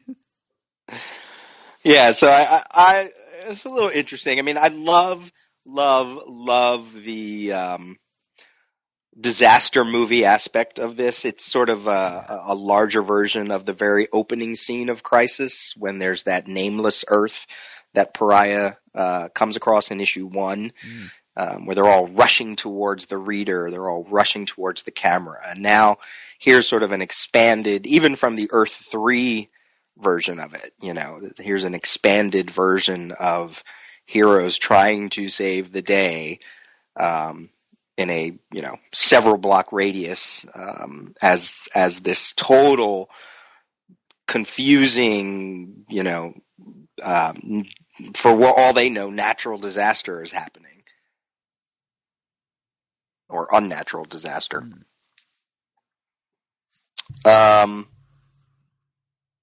Nightwing's cycle, I'm surprised it's not color blue. It looks more like a Robin cycle more than a Nightwing cycle, even though it has his little wings in the front there. Mm-hmm. But for it to be colored red, I would think by now he would probably have updated it to a bluish kind of tint. And this is Nightwing, let's see, how many... We've probably not even had Nightwing for a year yet. Maybe close to a year. And it's only been... It's number 44, right? That's when he got the Nightwing identity? Yeah. It's been 10 months because this same week, Tales of the Teen Titans number 54 came out. Ah, there you go. So, Jericho and Nightwing, pretty new to the DC Universe still. And, I remember reading this going, oh yeah, there's Dick Grayson in his new uniform, in his new identity, and just mixing it up with all the other characters, and nobody's batting an eye about who he is. He just is at this point, and I thought that was very interesting. And I also thought it was kind of fun to connect Jericho's visual design to Alexander Luthor. And even to the point of how you described Alexander in the beginning, Joseph as a character was created to be Perez's character more than anything. They wanted someone that couldn't speak. It would have to be done all visually, no thought balloons. He had to use sign language to talk and visual cues in the way his body language on the page. And even when he possessed another person's body, he could only use that person's natural speech patterns. It wasn't even like speaking as himself. Right. Yeah, but I mean the whole curly hair aspect thing, just kind of fun to go, oh yeah, Alexander Luthor and Jericho. I wonder if they ever met each other, they'd be like, oh hey, cool hair. You mentioned Metamorpho saving that building. Is it in his power to spread himself that wide? I mean, is there precedence for that? I think maybe Perez was stretching Metamorpho's power set a little bit. I don't think he can increase his mass by quite that much. Maybe he's thinking more in terms of Metal Men than Metamorpho, because the Metal Men, I think, can, or at least have been shown to. But yeah, I'm not going to think too hard about it. It's a cool panel. Exactly. I mean, totally. Yeah. I mean, I know in the Marvel universe, there's the whole thing of mass being shunted from to other and dimensions, right? Yeah. So you can just sort of maybe chalk it up to something like that. But perfect. And that's something my little brain, as I read it, never thought of. It was only as I reread it, I went, wait a minute. Sometimes don't question who fixed the Batmobile's tires. Just go with it. It was Harold. What's that? It was Harold. Yeah. He was actually a question on Jeopardy the other night. Really? It was a category on famous hunchbacks, and the $200 question was Harold Allnut, who used to work for the Penguin. He then went to live in the Batcave of this superhero, and so who's going to know that? Well, they made it pretty obvious that it was supposed to be Batman. Oh, the answer was Batman. Yeah, the answer was Batman. Right. Okay, I thought it was Harold. I was like, who's going to know that on Jeopardy? Yeah, Cole definitely gets a little spotlight here. She gets a little more dialogue and a little more play than you would sort of think the character would.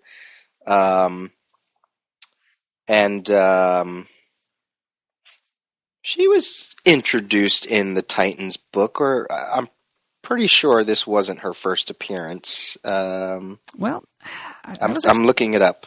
I've looked it up a couple of places too, but here's the thing. Her official first appearance is given as New Teen Titans second volume number 9. Right, but the thing is, I think this issue actually came out before that.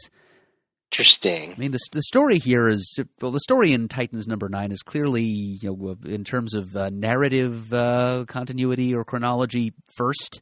The scene in Crisis number 3 definitely happens after the story in Titans number 9, but right.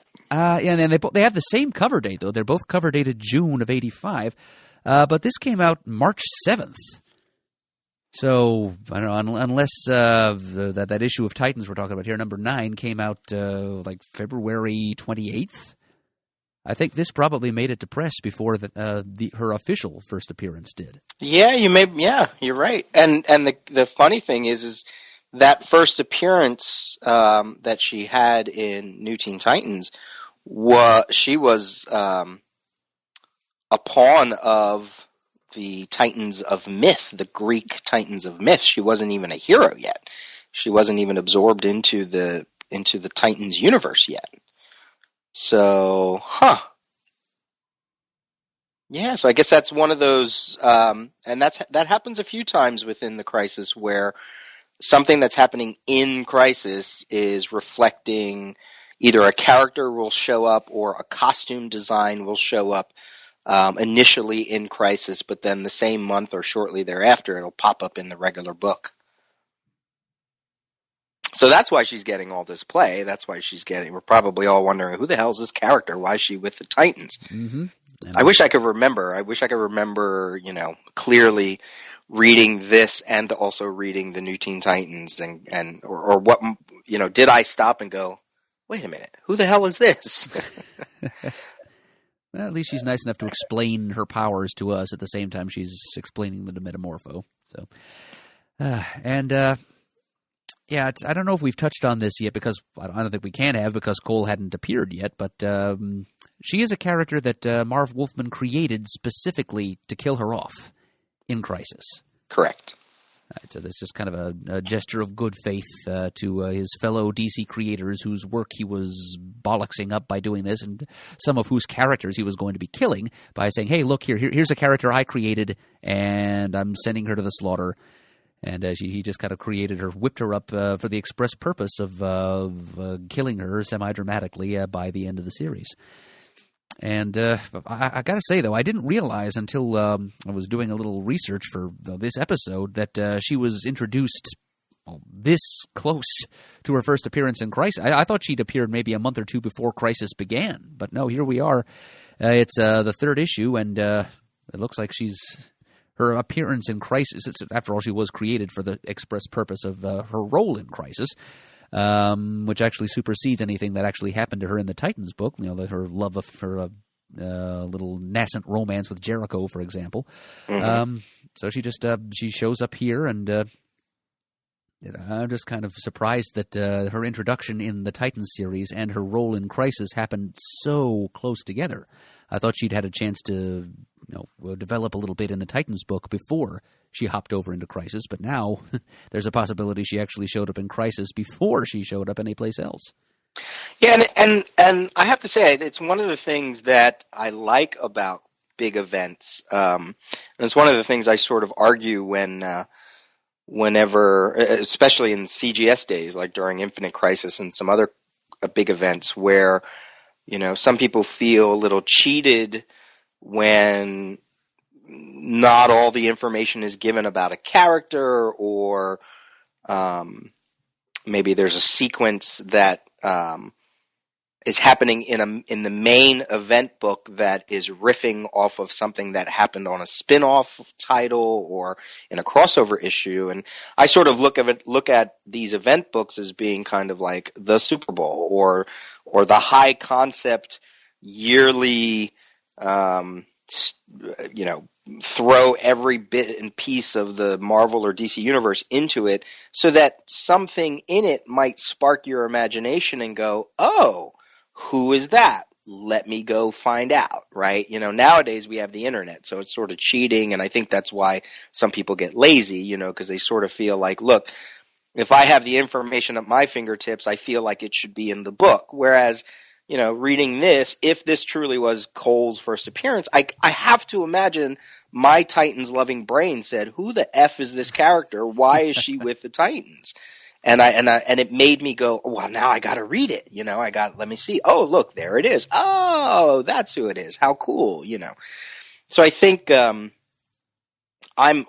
like that when that happens, and I know it happens a few other times in smaller instances in this series.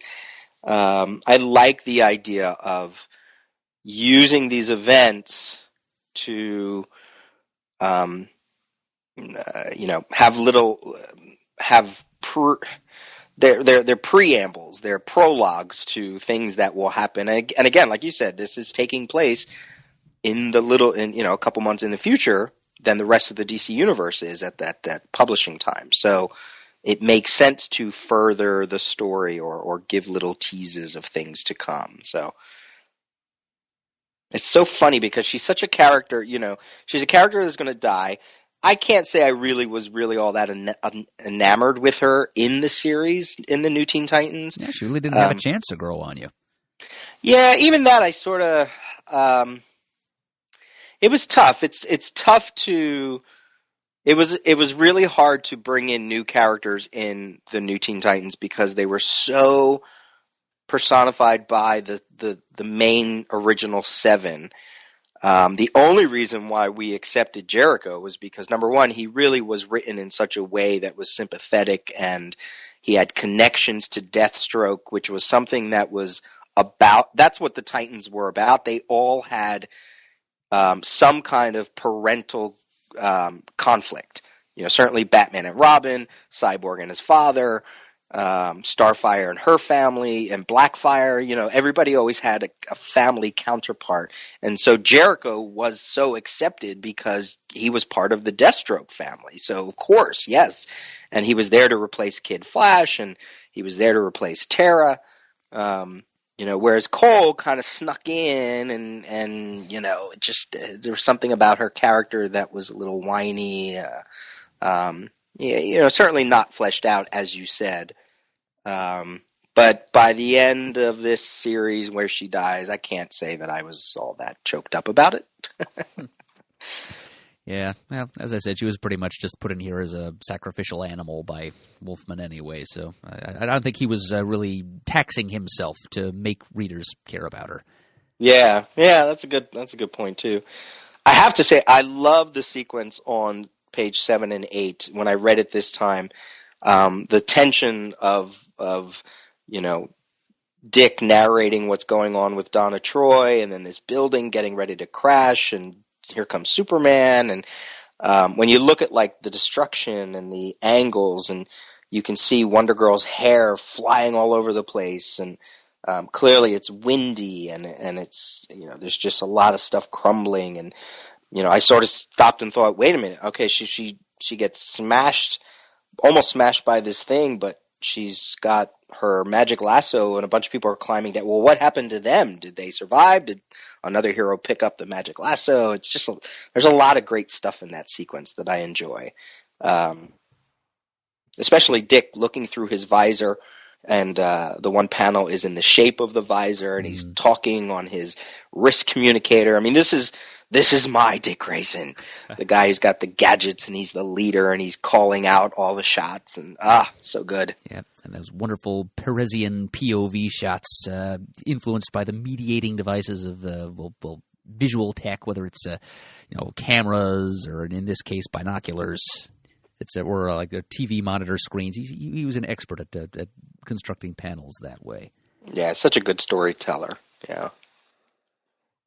Yeah, the one that I always gravitate to is I mentioned Halo has that nice little 3-panel scene at the top of page 7 where she rescues the little girl, and we see her from the little girl's POV as Halo reaches underneath the bed to coax her out, and she's looking very much like. Looking very Barbie-like. I mean, what little girl of the 1980s wouldn't have responded to a glowing, life-sized Barbie doll, basically, with multicolored streaks in her hair, so a touch of rainbow bright yet. Yeah, that's what I was going to say, yeah. Just asking her to come out and fly with her. That's a little bit of a child of the 80s wish fulfillment there. Yeah. I miss Halo. I always liked her. I liked her costume. I liked her powers. I always wondered what she would be like, and I'm not certain if she was played around with in Blackest Night, but I always wondered what that mix would have been like with her powers and all the emotional spectrum. I am positive that I remembered something, just like maybe a couple panels on one page somewhere. Like John's had a list someplace of every character whose powers had anything to do with color or multicolored light effects, from Halo to Dr. Spectro to the Rainbow Raider. And And I'm sure there was something about her, and some mention was made of the oracles, the mysterious other dimensional beings that gave her powers, and it wasn't a very important plot development, but it's just something that he threw in there because it was an idea that he had. I don't even remember where that happened, but I'm sure that something was thrown in there with Halo and the emotional spectrum. Speaking of that, this is the one page on page 7. So the panel of Nightwing where he's saying Donna, and the background, at least in the issue, is yellow because he's fearful that she's going to die. I'm totally putting that on. That's not what they did, but it kind of spoke to me when I saw it. I went, "Oh yes, of course, he's afraid. He's got fear. He thinks his friend is going to die." Wow. So I thought that was curious that happened. You really are seeing the emotional spectrum everywhere, aren't you? Oh, I do. I love it. I'm telling you, when we get to later issues, you're going to think I'm nuts, but I'm like, it's eerie how much it does connect, not only with the background, but with what they're saying. And I won't belabor that all the time because that's outside of the Crisis thing. But there are times later on where it's like, whoa, look at how it resonates. It's amazing. So well. Yeah. Well, you have to tell that to Tom McCraw, though. He's the guy who did the remastering of the color for the hardcover. He made that panel with Nightwing's head pink. Oh, well, that doesn't make sense. Yeah. I mean, he does love her, but that's not quite the same. And you made reference of Starfire, the Starfire-Superman connection about their worlds being conquered or destroyed. That's a nice bit of... There's great Wolfman stuff here. I mean, he has to juggle, 1, 2, 3, 4, 5, 6, 7, 8, 9... it's upwards of like 15 characters here. And they all get their little bit of stage play, scene play. I mean, Black Lightning gets a little bit, Katana, even all the little that she does. Jericho obviously has an important role. And, really interesting use of their powers and trying to figure out how they're going to relate to the catastrophe, Metamorpho cracking jokes and Changeling cracking jokes and Starfire panicking and Donna sort of very clear-headed and trying to save people. I so appreciate everything, all the storytelling in this, the collaboration, the art storytelling, and just the flat-out regular script storytelling. And meanwhile, Wolfman couldn't seem to think of anything to do with Katana, so she just stands around and sort of meta comments about her own uselessness. Which, as you said, we'll get more of that later. Yeah, it's not really a knock against Katana as a character, anyway. No, but it's useful that Wolfman finds a few mouthpieces for that sentiment, because that sort of angst as these characters slowly come to realize how little they matter in the cosmic scheme of things, that they're just minor supporting characters in this sprawling, multi-character fictional construct that is the DC universe. And they understand what not consciously, but they kind of this glimpse of meta-awareness of how little they matter in the grand scheme of things, that they're just little fictional ciphers, and they're not masters of their own destiny. Their fate is not in their hands. It's in the fates of distant human creators and the corporations that employ them. So I'm glad that we get little holes in there for that theme to be expressed. But at the same time, I do kind of wish that Katana could have done something other than just say, what good am I? And then later to point and say, Batman, look at that. Which he does. I do like... Go ahead. On page 9. Yeah. I do like Nightwing's response. He said, she goes, what good is a sword? And he says, maybe none, but we need you. We need you, him, the team leader. And my God, this is 1985, and we're about ready to get a movie that has Katana in it. Who knew? So, clearly she has managed to, she's much more important than she thinks of herself. I love that Batman is rattled by seeing the Flash again, and on page 9, page 9 is the echo of the cover of seeing Flash sort of materialize in the midst of all these heroes. You can sort of see that we don't get an exact shot for shot, but the sequence of panels on top of page 9 is reflected on the cover there. Batman, Jericho, Katana, Flash.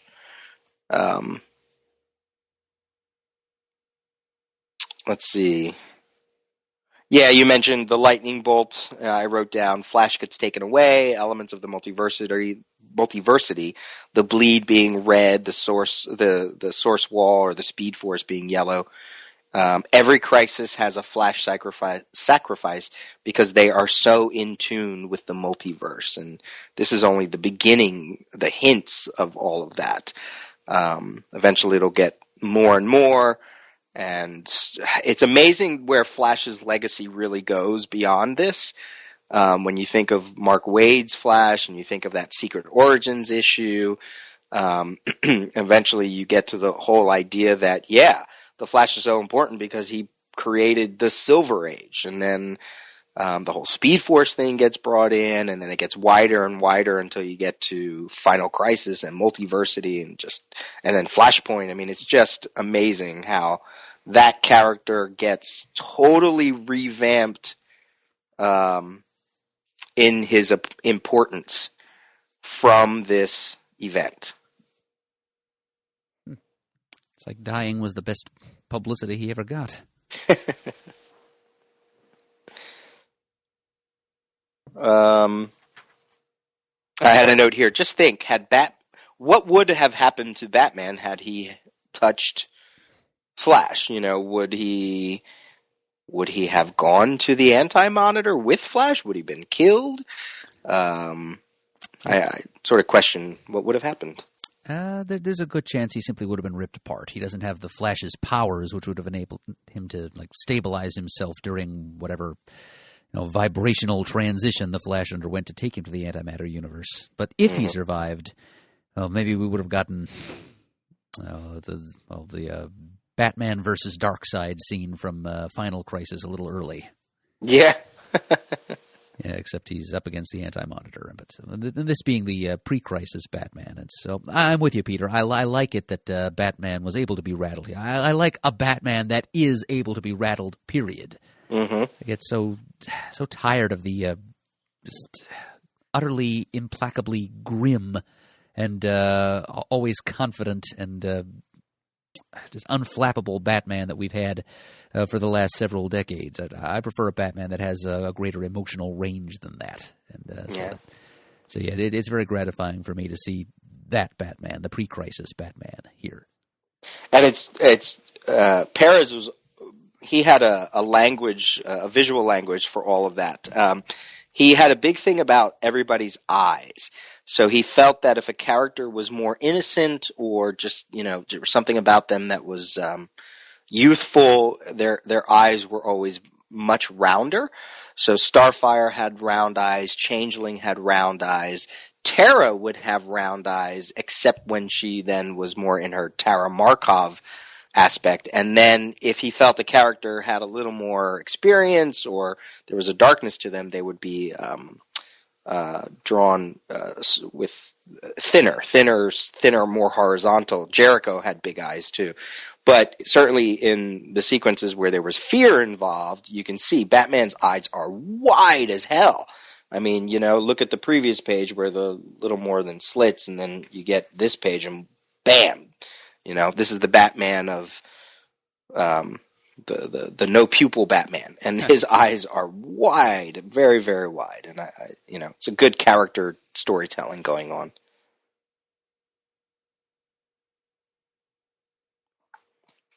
And then the other thing I said, let's see. I wrote a random question. I said, shouldn't Flash show up in Central City? If his vibrations are relaxed, wouldn't it put him exactly where he left from? But I guess that probably is just neither here nor there. And then we don't really know if he's being taken away because we don't know what's happening to him because this is different than how the Psycho Pirate was taken away. Mm-hmm. For all we know, he could be dead. Right, exactly. If we're reading this for the first time in 1985, as far as we know, this is the rumored death of the Flash that we've been starting to dread. Yeah.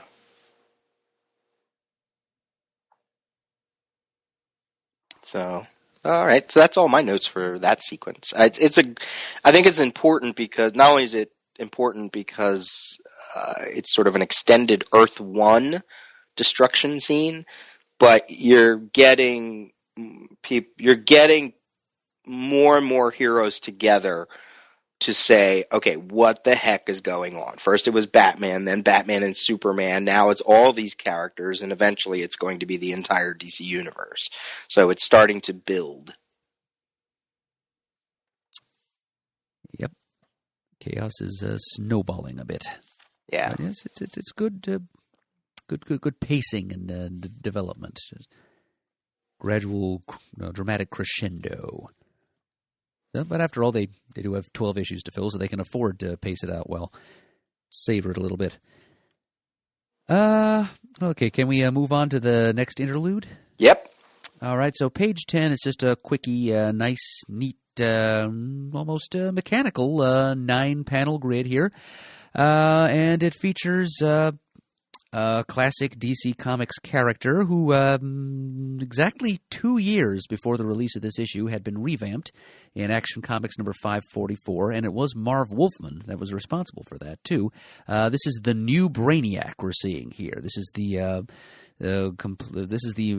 Brainiac was always robotic, an android, but he's embraced his machine side completely, expunged any and all pretense at organic life or so-called humanity from himself, and he becomes, in theory, more terrifying that way.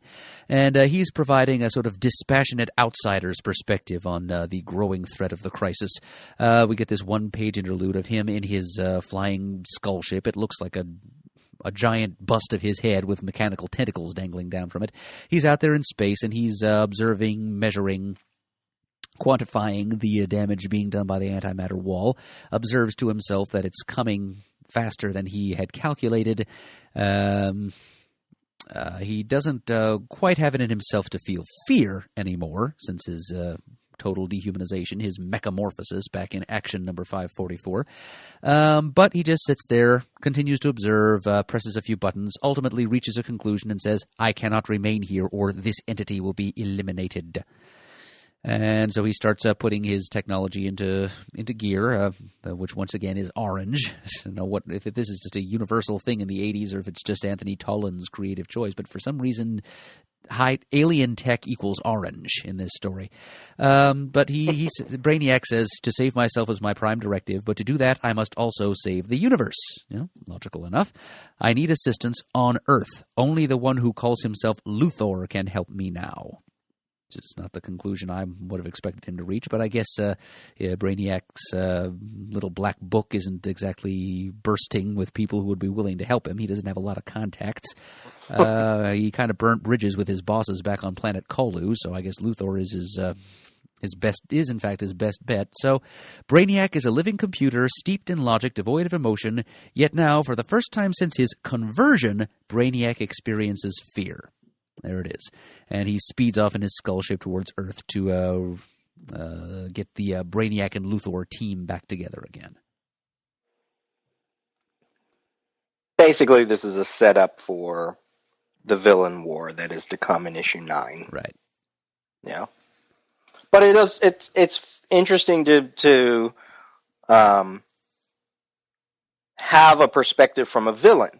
And one that isn't involved with the Monitor and isn't involved with the Anti-Monitor or Harbinger. It's just, here's how this person reacts, or this character reacts to this impending doom.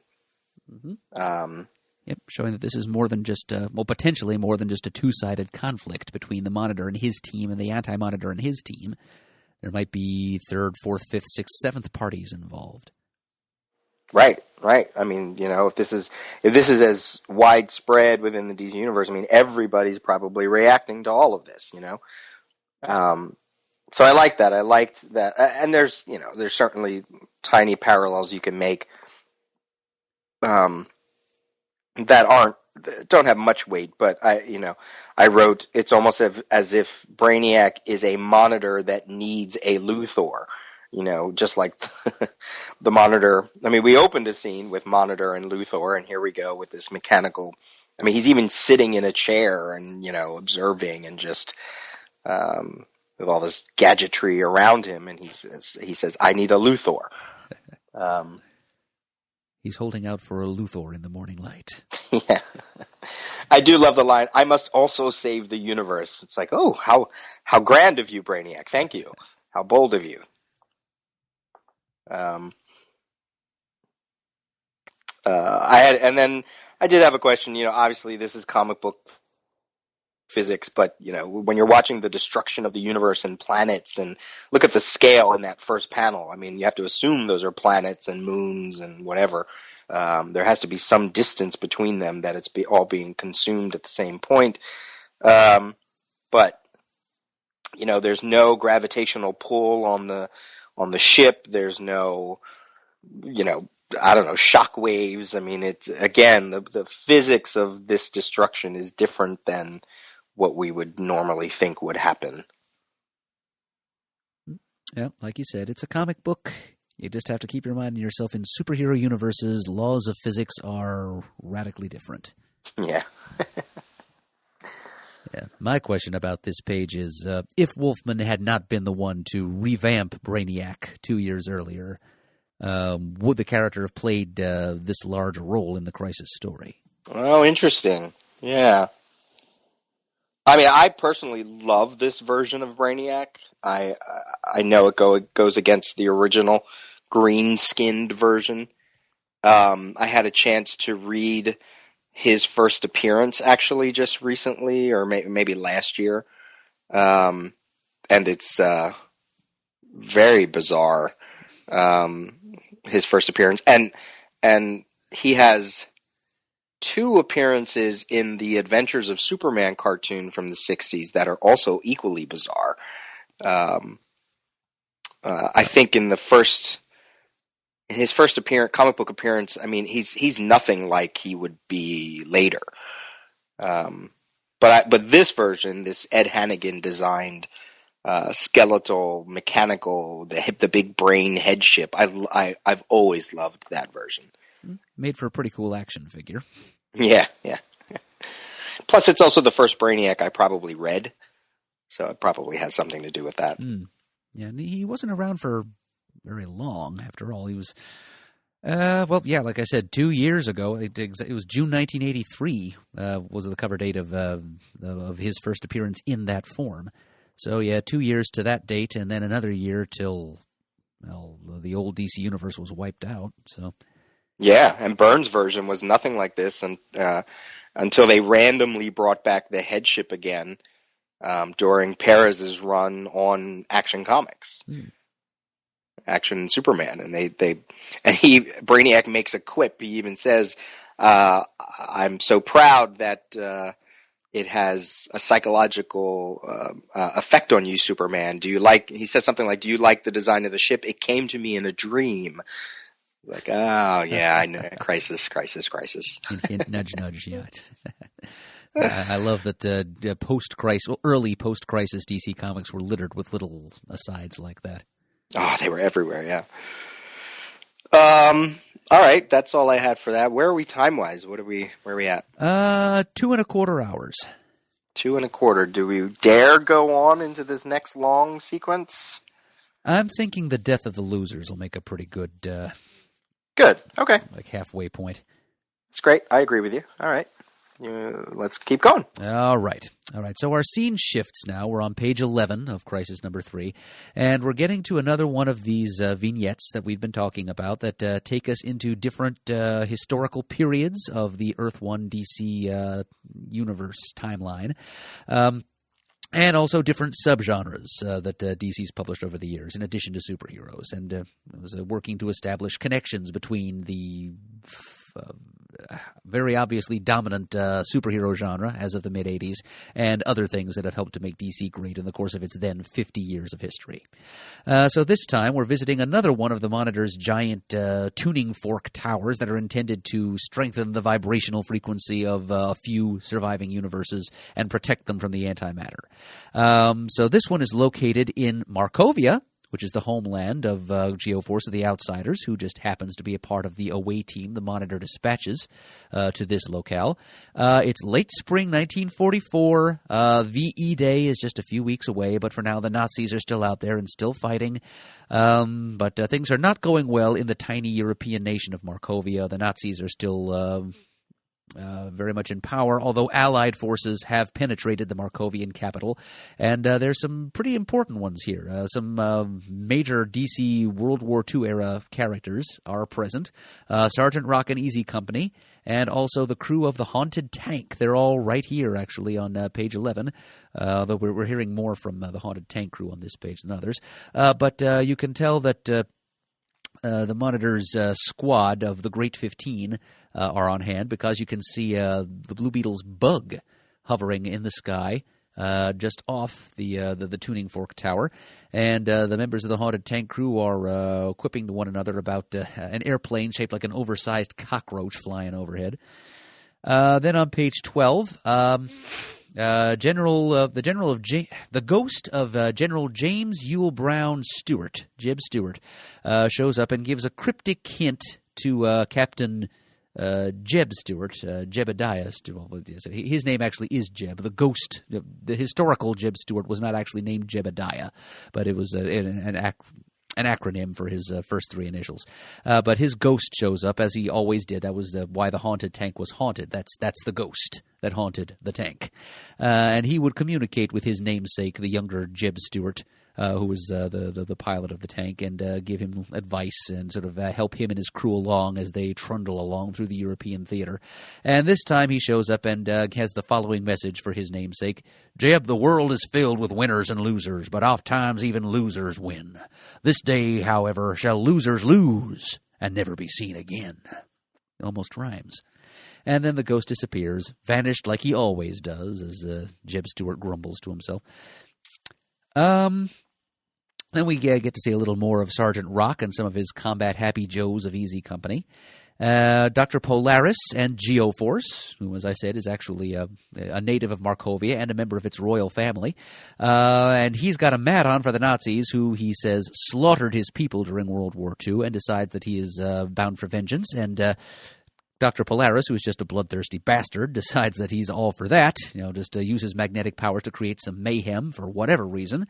And so they go to town on some Nazis down there, while Sergeant Rock and his people wonder among themselves whether the world has gone crazy. Up above, Blue Beetle monitors the situation from the bug. And he thinks to himself that Geoforce is probably somewhat justified in being angry at the Nazis. But he gets on the comlink then and reminds them that they're there for a specific reason, not just to slaughter Nazis in retribution, but to protect the tuning fork tower. Then at the bottom of page 13, we're introduced to a member of Sergeant Rock's Easy Company. He calls himself Flower. And there's a face-off between Dr. Polaris and a Nazi who's taken a Flower Lady captive, and Flower intervenes before any innocents get hurt. He refers to Dr. Polaris as a dude in the fancy costume, and he decides to shoot the Nazi because, quote, Flower ain't gonna let him kill no clown or Flower Lady. And so he kills the Nazi, and he picks up a couple of flowers from where they've fallen in the snow, and says, Sergeant Rock, nobody hurt here. So he's just a kind of an archetypal innocent, this Flower. And let's see, then on page 14, Nazis have convened at the base of the tuning fork tower. They've decided they're going to capture it and hold it until their own Nazi scientists can get there and learn its secrets. They assume it's some kind of allied weapon. And then at the top of page 14, another major group of DC war heroes arrive on the scene for what is going to be their final battle. Then all the forces converge on the tower at the same time.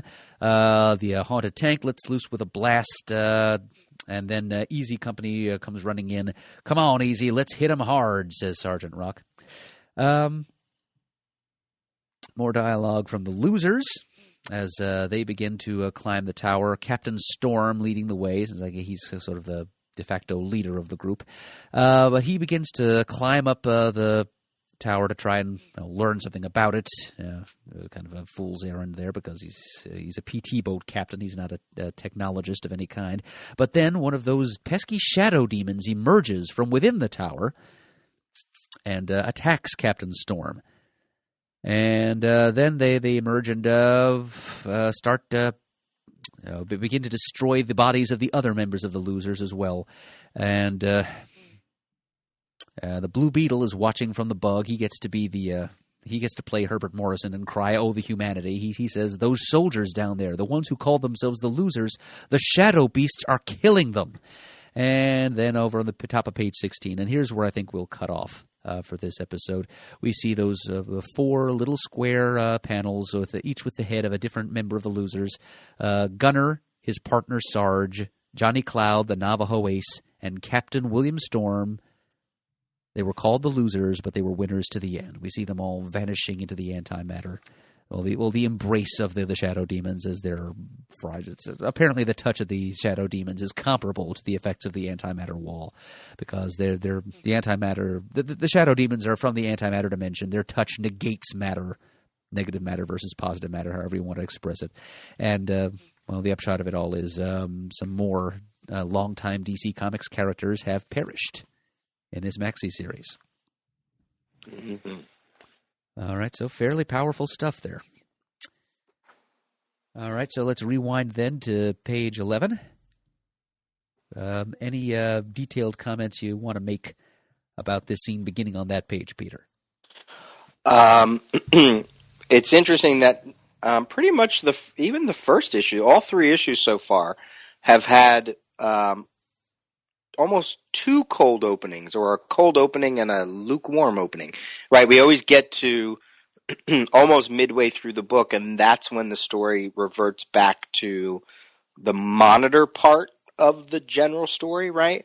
It even happened in the second issue. We went through Anthro, we went to the Legion of Superheroes, we went to Batman, until we got back to the Monitor satellite. And the same thing is kind of happening here, where we're getting random scenes throughout the DC universe, and then, oh right, here we are back to the main drive of these first 4 issues, this idea of the tuning forks in various DC heroic eras, crux points, as it was called in that memo.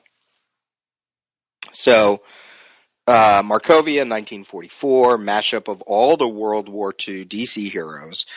Putting it in Markovia, you totally can understand it, because Geoforce is one of the Great 15, and this is his hometown, and he's royalty. In the present, 1985, he's royalty to Markovia. But I thought it was a really great mix of. Usually, the war books don't delve into too many established fictional DC locations. At least I don't think. Most of them were written by Robert Kanigher, who couldn't be bothered to keep up with what was happening in the superhero books anyway. So exactly, yeah. Right. Yeah. Outside of what I was going to say is those outside of Monster Island, or Dinosaur. Which one is the Dinosaur? DC? Dinosaur Island. Yeah, okay, excuse me. Monsters Marvel, right? Right. So I thought this was a great mashup, a very interesting mashup of the World War II characters and a fictional DC universe locale in the location of Markovia. I thought that was a nice touch. Oh, definitely. Yeah. A general note for all the pages: the way the snow effect was done is the art was drawn, and basically they put down black flecks, black little spots, and then in the printing process reverted those spots to white. So they eliminated the black, and so instead of actually drawing little white snowflakes all over, you can even see it. It looks more like the color has been lifted off of wherever those white snow effects are. So like whenever it brushes up against somebody's costume, clearly that's not a snowflake that is drawn in front of the costume. It was There were just a whole bunch of black specks all over, and they told the printer, eliminate the black specks so that it becomes a white snow effect. That is neat. That is a neat thing to know. Yeah, I can't remember where. I think that was either from one of the George Perez reference books that I have talked about that. On the first page, I kind of like the who's Gus? Is that part of Haunted Tank's team? Yeah, that's Gus Gray, I believe his name is. Okay. I liked when Jeb Stewart, he said, I'd be a general and not a mere lieutenant, because later in the Kurt Busiek's Power Company, have you read that? I am reading it. I think I'm just a month or two away from when the Haunted Tank joins the cast by reader demand. Yeah, I loved it. Busiek updates the Haunted Tank concept so that his descendant, which is now a female, running a more technologically advanced tank, she's being haunted by General. I think he's a general at that point. I think he's being haunted by this character who was haunted by his own ancestor. So I love that updating when that happened in Power Company, taking a random DC concept that didn't get much play after the Crisis and putting a little twist on it. A little generational twist. So brilliant. I think it's her grandfather, right? Is that how she? You haven't read it yet. I haven't read it yet. I have no help there. Yeah. Okay. But I liked when they did that in Power Company. That's all I had for that particular page. Do you want me to keep going, or do you have anything? Well, no, I don't have anything for that page. Okay. Talking of special color graphics, do you think they maybe did something similar to create the effect of General Stewart appearing in relief against the black swirling smoke? Yeah, maybe, because he really looks like he's on top of it as opposed to part of the panel. He almost looks, slightly above the panel. It looks like a little bit. So, like an overlay. Maybe, yeah, and maybe it was a different color, and they managed to make it white. Look at Dr. Polaris's powers as well, at least in the issues, those blue circlets. One of them looks like it's right in his mouth. Yeah. It's like he's got braces. Yeah, in the trade they did eliminate that. Oh, they don't have them at all? Oh, they're there. It's just the one that goes right between his teeth has been edited out. Oh, that's good.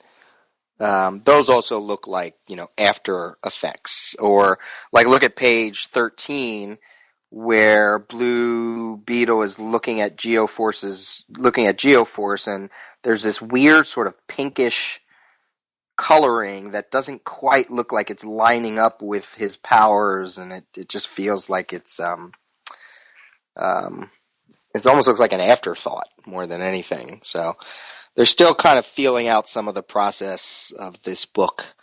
The production of it doesn't really cement itself until Jerry Ordway gets on it, and not to say that Jerry Ordway is the one that fixes it, but maybe by that time they finally are going to work out all the bugs.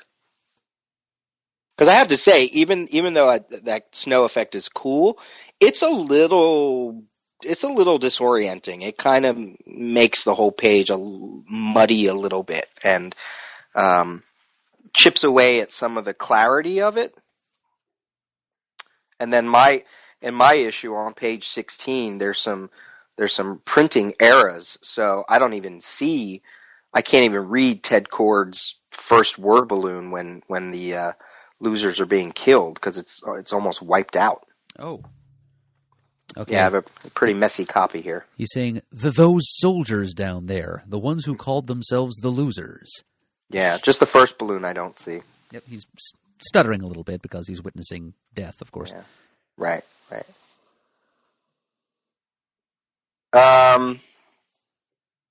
So whenever we get to these crux points, I've been sort of playing fast and loose about why these characters are chosen for this particular era or this particular scene. Clearly, Geoforce having a connection with Markovia, we already talked about. The other ones, I mean, I'm stretching here. You could sort of say Polaris and Geoforce have similar powers in the sense that Polaris is all about magnetism, and certainly Geoforce one of his powers does deal with magnetism. Right, tapping into the Earth's magnetic field.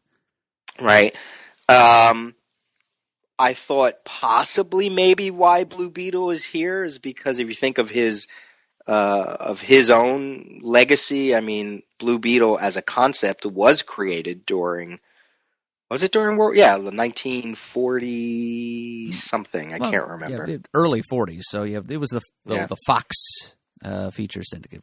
Victor Fox, who just was an accountant for National Comics, just realized how much money Superman was making, walked out of the offices, and started his own rip-off company on the other side of town. Yeah. Outside of that, I mean, it's really sort of loose. Blue Beetle isn't elemental. I mean, his power, if you really want to, it's kind of like a mashup between technology and magic, or maybe even, totemic, like totem. He has a totem of, trope. The magic scarab thing. Although he went through a few different origins too. I just learned from Wikipedia that he first appeared in 1939. But as I said, the character was pretty fluid. He had a couple different origins, but originally I think it involved a vitamin pill that he took, and he had a sidekick named Sparky for a while. So yeah. The Dan Garrett that was eventually introduced was he was a cop, I think, at first, but and then later on his origin was completely retooled and he became an archaeologist, and that's when the whole mystic scarab angle was introduced. And the Kajida, his battle cry, or his Shazam cry, Captain Marvel, whatever. Right. I remember at one Pittsburgh Comic-Con when CTS used to do the trivia panel. The first time I came along, I wasn't officially a member of the group yet, and I actually participated in the trivia contest. After you just kind of gave the runner-up and me a bunch of lightning round style questions, and one of them was, what does the Blue Beetle yell to transform? And I blurted out, Ka-F-Ray, which is actually the name of the evil ancient pharaoh that created the scarab, not the magic word itself. And so I sort of nerd blushed after that. Should have given you the point anyway, just for knowing that.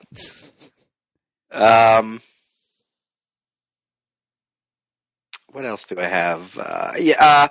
Page 13. So it's curious that Marv Wolfman allows the World War II characters to kill the Nazis, but doesn't let even someone like Dr. Polaris necessarily to kill them, right? Like, I thought that was I don't know if it's a perfect delineation, but the World War II characters clearly are throwing grenades and shooting and killing Nazis, but not necessarily with the other characters. And even for a villain not to kill, I mean, I know he spins that one tank, but I don't know. I don't know if that spoke to trying to keep the purity of the DC characters, even villains, to not kill, but it was such a thing within the war books that they did kill and they had to kill. And, of course. And they, agonized about it all the time.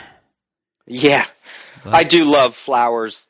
His whole sequence that could have been one issue of Sergeant Rock. I mean, that's exactly how it was. It was assessing the situation, talking about it, doing what needed to be done. But then afterward, the postscript was always, what does he say here?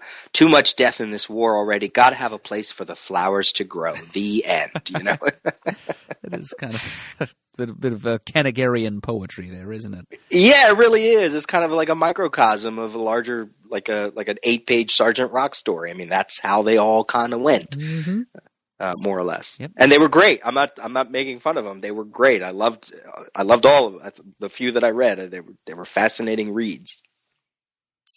A lot of room for, not only philosophizing about war and man's inhumanity to man and all of that, but also to showcase the eccentricities of the individual characters. And we're certainly getting that from Flower here in this little sequence.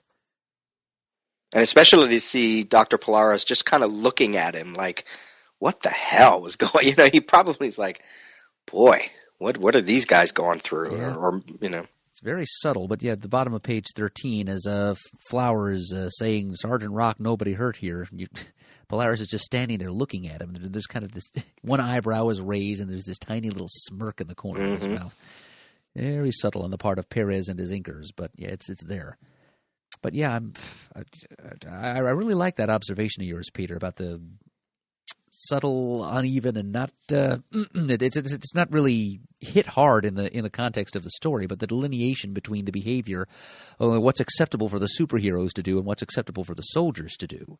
Now, if this meeting of superhero characters from the present with soldiers of the past in World War II, in the middle of a battleground, if this had happened under other circumstances when there wasn't so much else for the plot of the story to be accomplishing, and if there weren't this the narrative chaos of the antimatter phenomenon and the crisis story, it's the way it just kind of bends and breaks genre conventions left and right.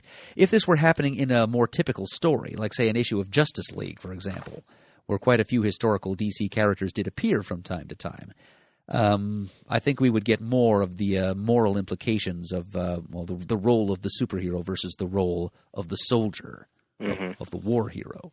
But here, it's glossed over a little bit because there's just too much going on, and Wolfman doesn't dwell on it. But yeah, you're right. We don't really see that much evidence that the superheroes or even Dr. Polaris are getting a chance to kill anyone, even though this is war when it's it's deemed or constructed as more acceptable for human beings to slaughter each other. But the soldiers, as you said, Peter, are very obviously doing exactly that. They're lobbing grenades, they're firing tanks, they're firing their rifles. It's war.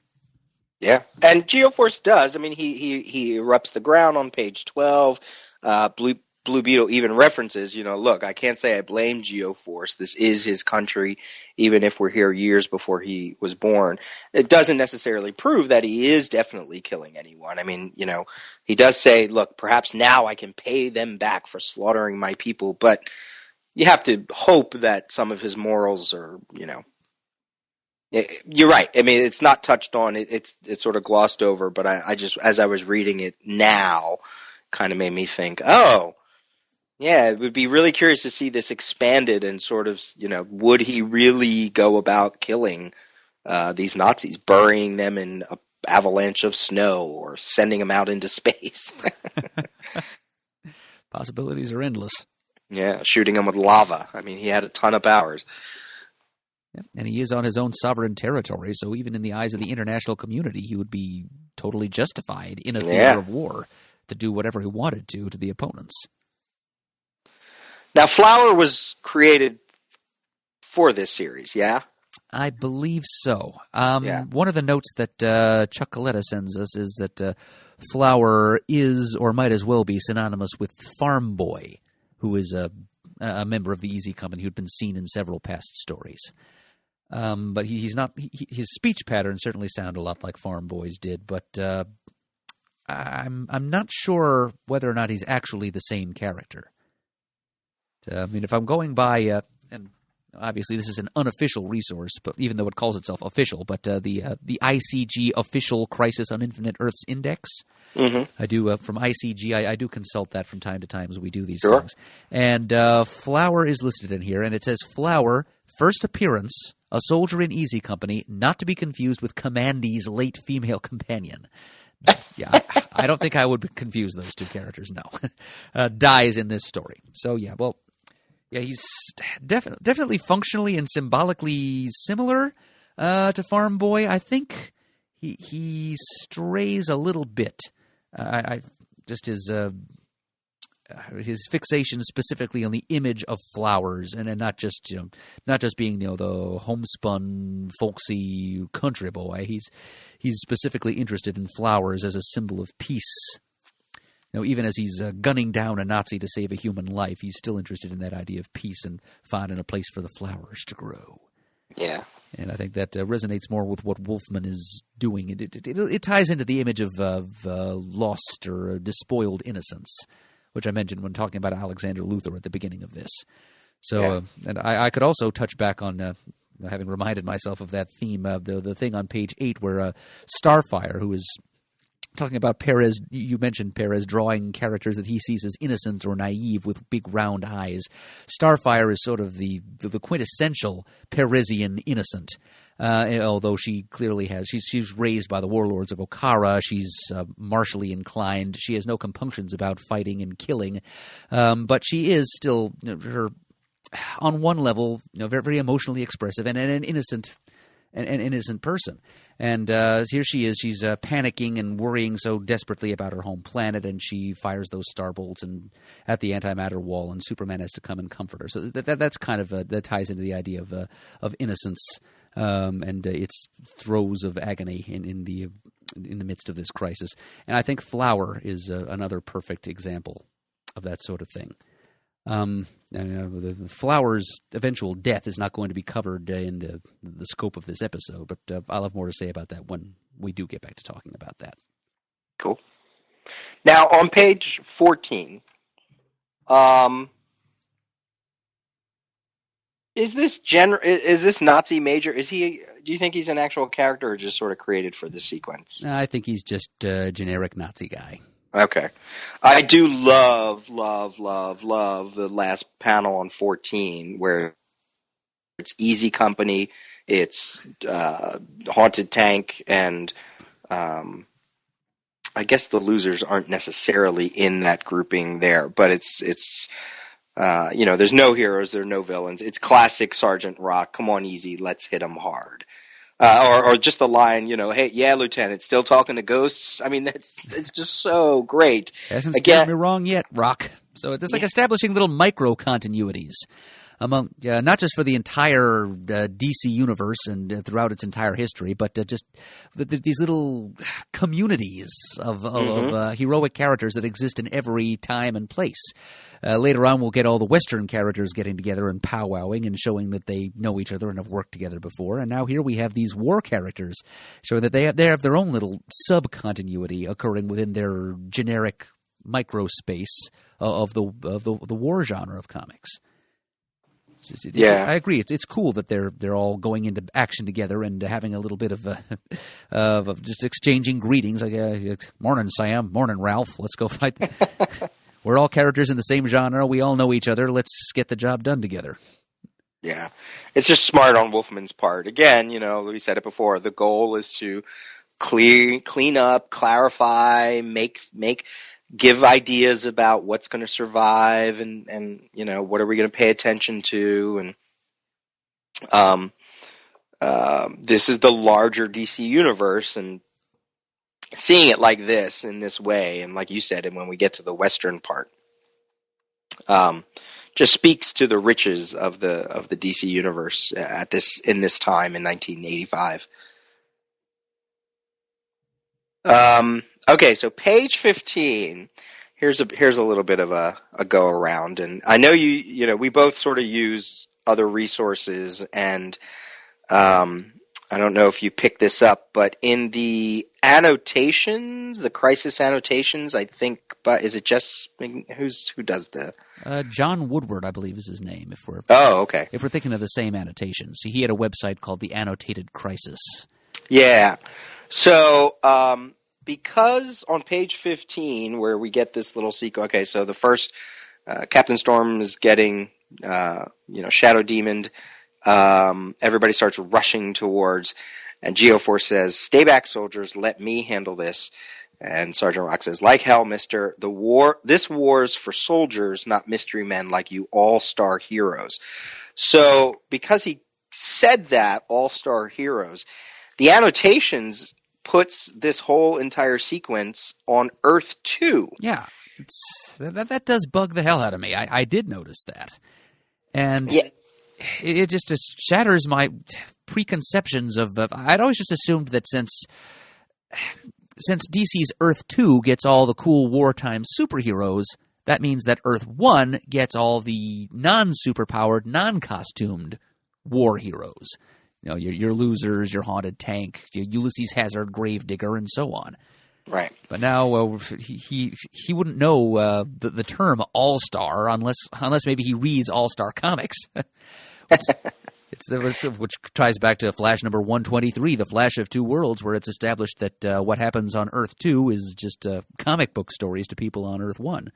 Yeah, and I love that. What you just said right there, I didn't even think about. Like, that to me is all the explanation I would need to why he would call them all-star heroes or even mystery men. I don't, I think the annotations are clearly wrong.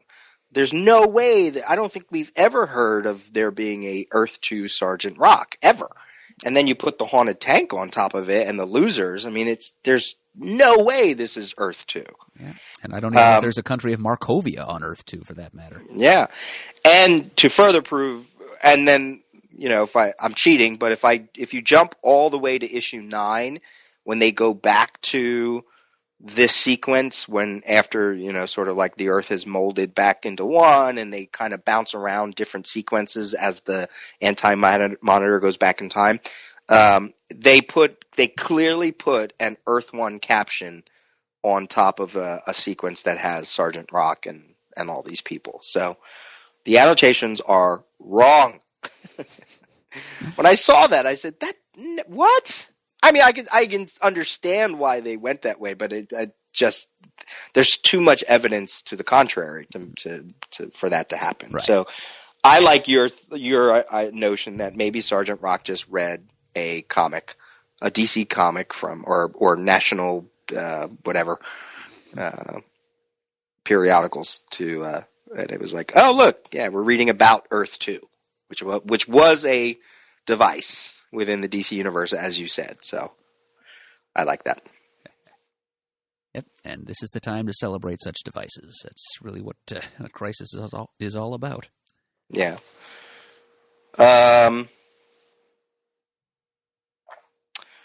Let's see. I wrote some other notes here, but I don't think they speak too much. Like after Sergeant Rock says all-star heroes, Geoforce says, but I'm not. And it's kind of like, what are you going to say? Not what? Not a hero? Not a what? What? I don't understand why you're saying that. And then on the top of page 16, Wolfman gives a final roll call for the losers as they perish. Not trying to gloss over it too quickly, just trying to give them a little bit of space to showcase their demise. And they would get a little more space, too, in their eventual Losers special, which was published that summer with the Crisis crossover banner on it. Right. And it was already planned at the time this issue saw print because we'll talk about this in the next episode, but yeah, Marv Wolfman has a letters page editorial where he talks about the coordination and cooperation this event took.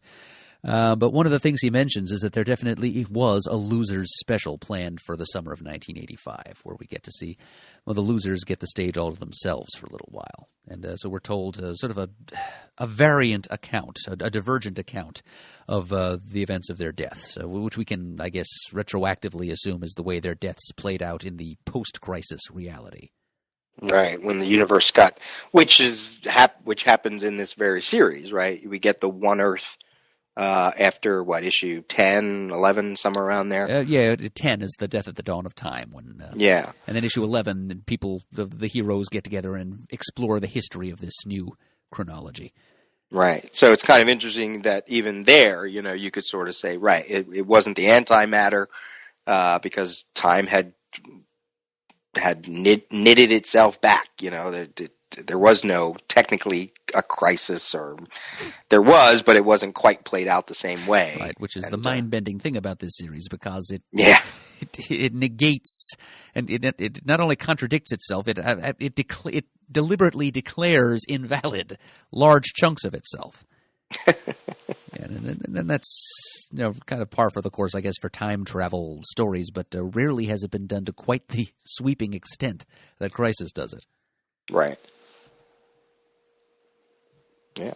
So there we go, the losers, which were We might as well make a note in passing that as a kind of obituary that the Losers were originally headliners of their own features in different war comics. Captain Storm actually had his own series for like 18 issues. But then they were brought together as a kind of a supergroup, or alternatively kind of a remnants kind of thing. A bunch of characters that weren't that successful on their own. And I guess Bob Kanigher just had the idea to scrape them all together and see if they would be more interesting to readers together. Funnily enough, Gunner and Sarge are actually the oldest characters of the lot. But no Pooch, right? Yeah, no, Pooch isn't with him here. He definitely is in the Losers special, which I might as well mention here. I'm sure we'll eventually here on the Crisis Tapes, we're going to talk at length about the different Crisis crossovers. We'll probably do a couple of episodes about those. But the Losers special, little preview here. This is one of very few comic books that has ever made me cry. Just it's one of my soft spots. Anything about the death of a dog. Yeah. So Pooch is definitely there, and he's with his masters, Gunner and Sarge, at the end in that story.